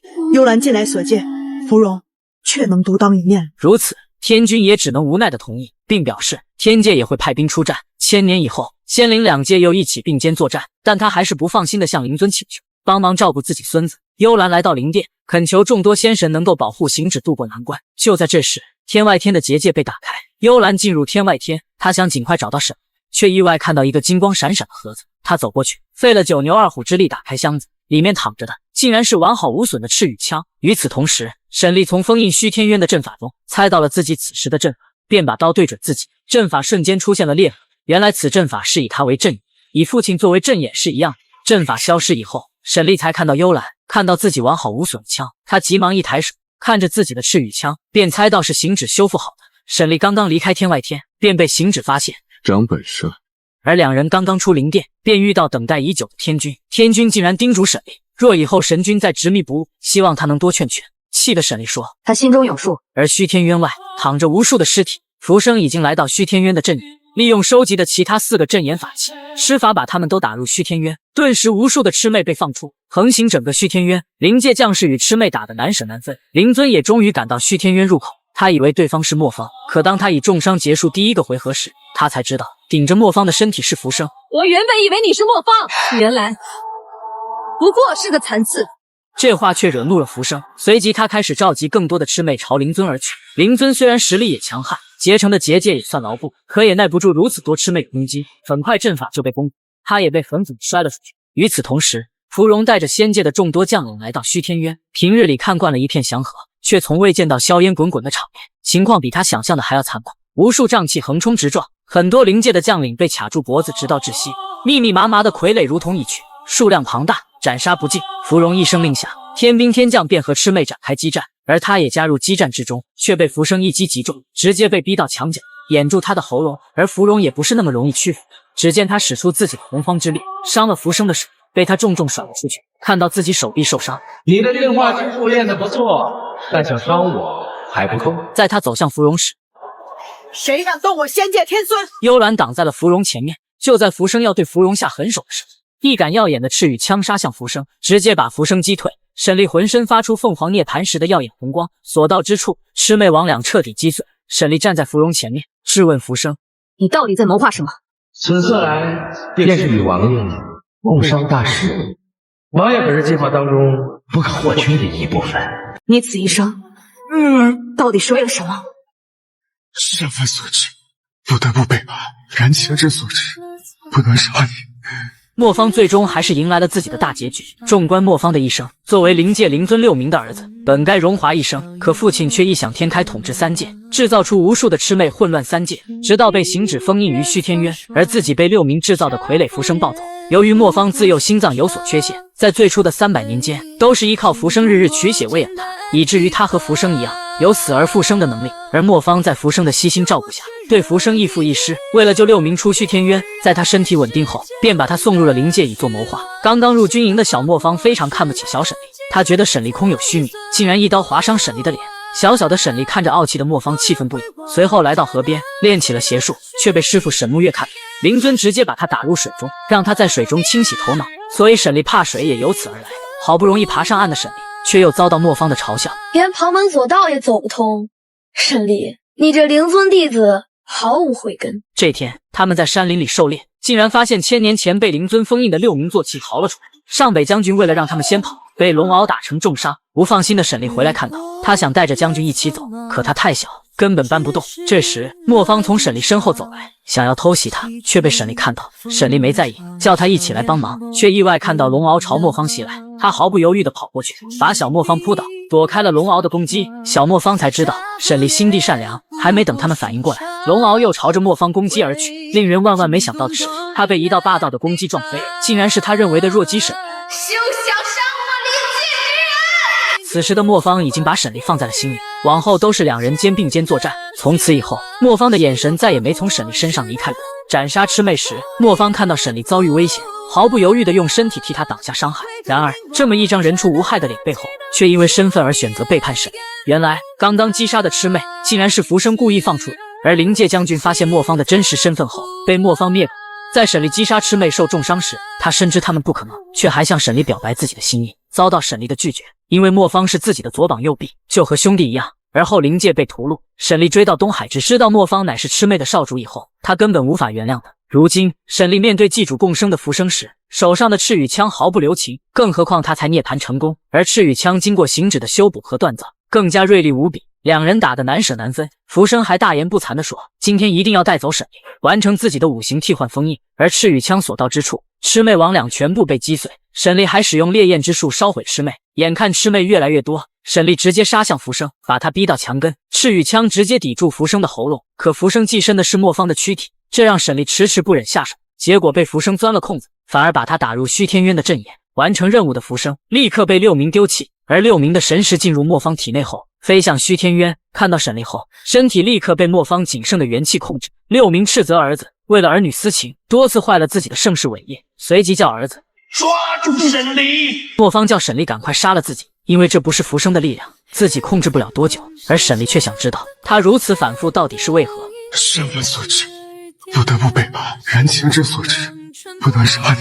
沈丽施法清除他身上的束缚，刚刚起身的莫方却看到魑魅躲在沈丽身后，他拿起刀朝沈丽身后而去，就像以前一样的肩并肩作战，直接清除了他身后的魑魅。莫方说自己这一生背负仇恨，因他人谋划而活，就连求死也不能。随即抬起剑刺向自己的腹部，唯有此刻方才遂了自己心愿。沈丽难过的捏紧拳头，眼泪缓缓落下。莫方请求他的原谅，可沈丽却说不原谅，此间事了，你还要为你的背叛赎罪。起来！莫方却说再也不可能了。王爷，我最喜欢你竖起来的头发随风而舞。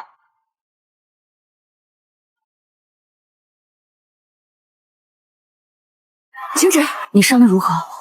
被岳父大人狠狠揍了一顿。女孩没想到，爱人早就知道了她的真实身份。原来就在刚刚，沈丽通过画卷中知道自己乃是魑魅之王的孩子，也了解到了母亲的善良和父亲的大义。当他赶到虚天渊门口时，浮生早已等候多时，两人便开始硬刚起来。沈丽原身是凤凰，如今涅槃成功，功力也增长了几倍，而赤羽枪经过行止的修补和锻造，更加锐利无比。两人势均力敌，打得难舍难分。与此同时，行止想通过修补画卷，试图隔空净化虚天渊，可无论他怎么修补，虚天渊根本无法控制，而且天外天也在坍塌。你断定我已经不能伤人生命一指了，是吗？这一次我定要跟你这个天道争个高下。浮生最终不敌沈丽，被赤羽枪抵住喉咙，可他寄身的是莫方的躯体，这让沈丽迟迟不忍下手，反而被浮生钻了空子，如他所愿的把沈丽打入阵眼。然而忠心耿耿的浮生却遭到六明的抛弃，他立刻附身在儿子莫方身上进入虚天渊。看到沈丽之时，莫方清醒过来，他努力压制父亲的意识，恳求沈丽赶快杀掉他。沈丽无法下手，为了赎罪，也为了不再重复被控制的人生，莫方自枪身亡。而丧心病狂的六明在沈丽沉浸在悲伤之时控制住他。沈丽不明白，一个父亲竟然会如此对自己的孩子。与此同时，行止赶到了虚天渊外，强行封印虚天渊，而虚天渊内的六明以父亲凤来胁迫沈丽让他替换封印，还骄傲地说：“这便是我最骄傲的作品，也就是你的父亲。”沈丽终于看到了不是在画中的父亲，六明却迫不及待地唤醒凤来：“好孩子，你该醒醒了。”醒来的凤来挂念的依旧是刘宇。刘宇，六明故意刺激他说：“刘宇早就死了。”死了，并把刘宇的死因污蔑到行止身上。凤来根本不相信，因为当初他们约好了一定会再相见。看到凤来已经走火入魔，沈丽瞬间清醒。如果凤来冲破封印，那虚天渊就会坍塌。随后飞身想去阻止，却被一根藤蔓拉住。沈丽反手攻击，原来是不死心的浮生。莫方已死，当真还要为他效命？我为主上夙愿而生，敢为主上夙愿而亡。好，我成全。至此，第二大反派浮生终于得到应有的报，而凤来已经冲破结界，一飞冲天，越过沈丽，直接冲出虚天渊外。行止立刻加固封印，然后追了出去。而此时的沈丽只能施法守住虚天渊，追上凤来的行止立刻遭到了凤来的攻击，一个魑魅王，一个身受重伤的上古真神，打得难舍难分。与此同时，虚天渊外整个仙界士兵和灵界士兵都在斩杀逃出的魑魅，向来高高在上的天君也在此列。眼看他们撑不住的行止又返回来继续加固封印，在他全力加固封印时，凤来全力朝他袭来，行止只能一边挡住数千魑魅，一边与魑魅王作战。可他本就身受重伤，现在又被凤来狠狠伤在后背。即便如此，行止也没有叫一声疼，他立刻利用天空的乌云施展止水术，把暴怒的凤来捆在结界内，随后下令众将士：“众将士听令，死守虚天渊！”而自己独自面对疯魔的凤来，沈丽在阵眼中意识到外面有危险，他利用赤羽枪替自己守住阵眼。结界内的行止和凤来展开了激烈的厮杀，行止被凤来狠狠地砍了一刀，但还是被他化解。随即凤来化为真身朝行止夺命一击，却被赶来的沈丽接下他这致命一击，挽救了行止的性命。他来到行止身边确认他有没有事，被岳父大人狠狠揍了一顿。沈丽没想到行止早就知道了自己的身份。那你……我不在乎，我说过，只要你是沈丽，这一切就不会变。行止，此生有你足矣。不死心的凤来在他们两个头顶上盘旋，沈丽为了行止和三界，直接对上自己的父亲。可他怎么会是魑魅之王的对手？直接被他碾成渣渣，重重的摔倒在地。看着暴怒的凤来朝沈丽袭来，行止立刻挡在了前面，利用止水术困住岳父大人。而行止为了爱人，他选择净化魑魅之王。沈丽深知行止的心，随后两人一起净化父亲。在两人全力配合下，凤来终于恢复神智，蜕变成最初的模样，随即飞去找他心心念念的刘宇。而此时的沈丽已经感应到赤羽枪成名重任，如今他死了，你们竟连他的尸骨也不放过。若真将他抢去烧了，我沈丽必定火攻九重天，要烧得你仙界片甲不留。沈丽对行止的爱，连仙界之人都为之动容，可天君还是坚持不让步。地藏王，你荒唐！原来就在刚刚，沈丽和行止用尽全力，才把魑魅之王净化成功。可三界的危险并没有解除，沈丽感受到虚天渊的封印快撑不住了，两人立刻飞向虚天渊。如今的虚天渊已经破败不堪，而行止深知天外天破碎已经无法阻止，现在唯有一个方法可以破局，但要沈丽拿主意，那便是他回到天外天启动阵法，强行把虚天渊与天外天连接起来。但是在自己连接时，沈离的火之封印必须要撑住。连接完成以后，虚天渊会和天外天一起消失，3界就会安然无恙。唯一受牵连的只有你。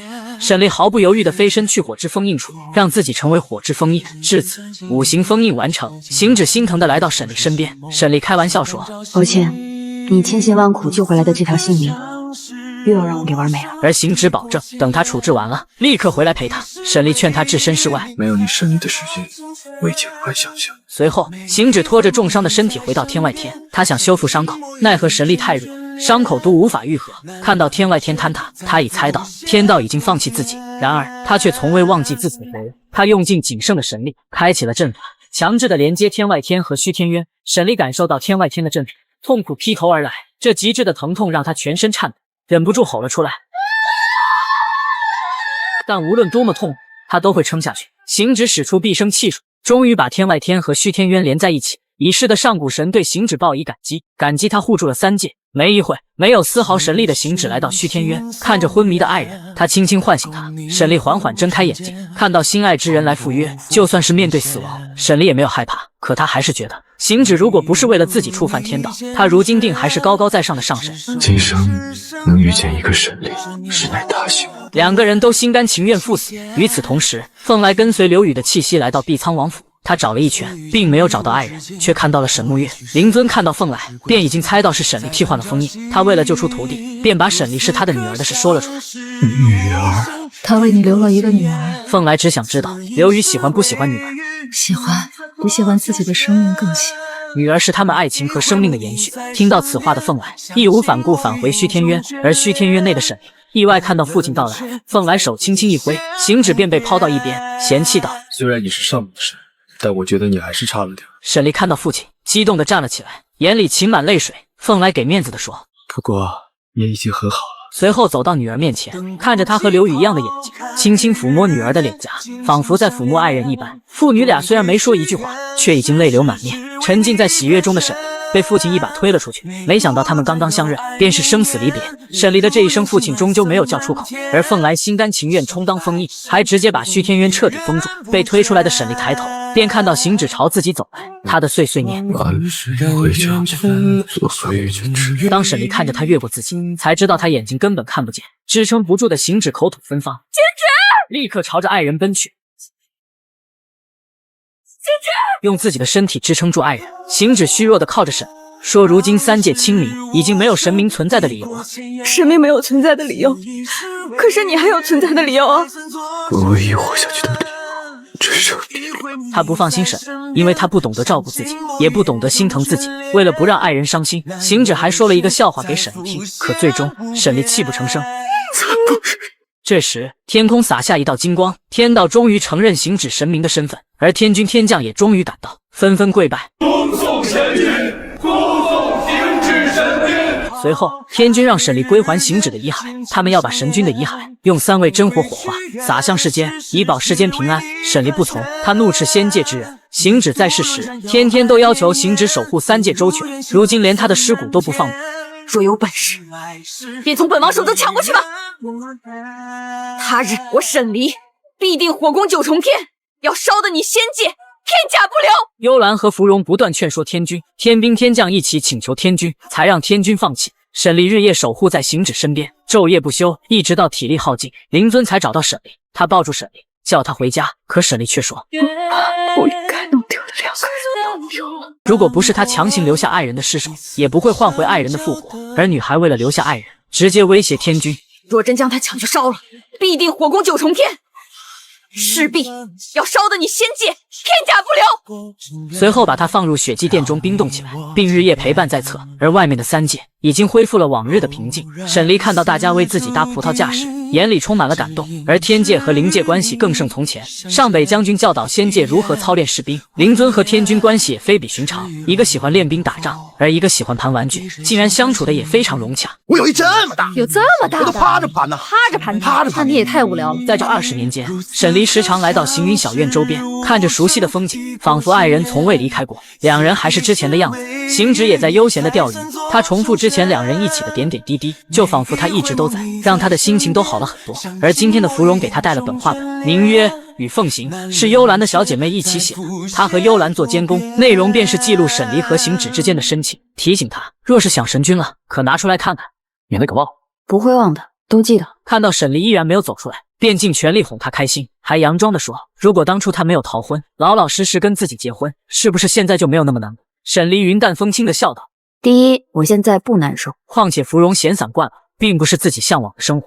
芙蓉明白了沈离的心思，她也觉得跟沈离做兄弟比做夫妻轻松。随后沈离便去看行止，还把芙蓉送的画本带来，想给行止解解闷。忽然他抬起头，发现椅子上的行止不见了。他从最初的惊讶，再到他想到的答案，喜上眉梢。而这份惊喜随着肉鸭急匆匆来报，有妖怪在主街上，是个雪妖，连画本都丢到地上。沈离迫不及待地离开，在一片金灿灿的花海中，男人一身白衣似雪。沈离终于看到了那个熟悉的背影，那个每次午夜梦回都能见到的人。可他不敢相信，轻轻地走过去，生怕此时的他是在梦中。他一步步走近，行止转过身，沈离直接看呆了。阿离，听到爱人的声音，他开心地跑过去，两人紧紧拥抱在一起。而沈离还是觉得自己仿佛在梦中，直到听到爱人再次确认。他为了再次确认，上手摸了摸爱人的脸颊，后心花怒放地抱着她。往后的日子，两人回到了行云小院，只是这一次行止还是那个病怏怏的，随时都要拿着暖宝宝。沈离并不嫌弃他，反而每日悉心照顾。而仙界的人每日来请行止回去主持大局，都被沈离回绝了。行止表示下次来自己去处理，却被沈离回绝。我已经将我的枪寄出去了，回头我再跟芙蓉君打声招呼，定没人再敢来这行云小院。而沈离从来不敢问爱人是怎么回来，行止为了让他安心，便说了原因，是我的那些老朋友们用他们最后的力量，从天道手中留下了我。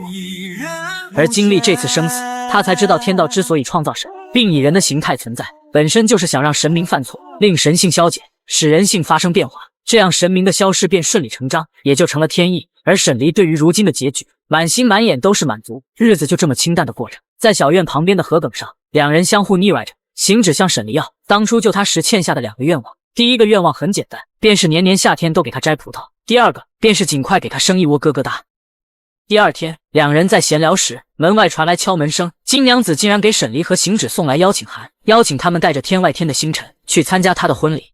你想不想办一场婚礼啊？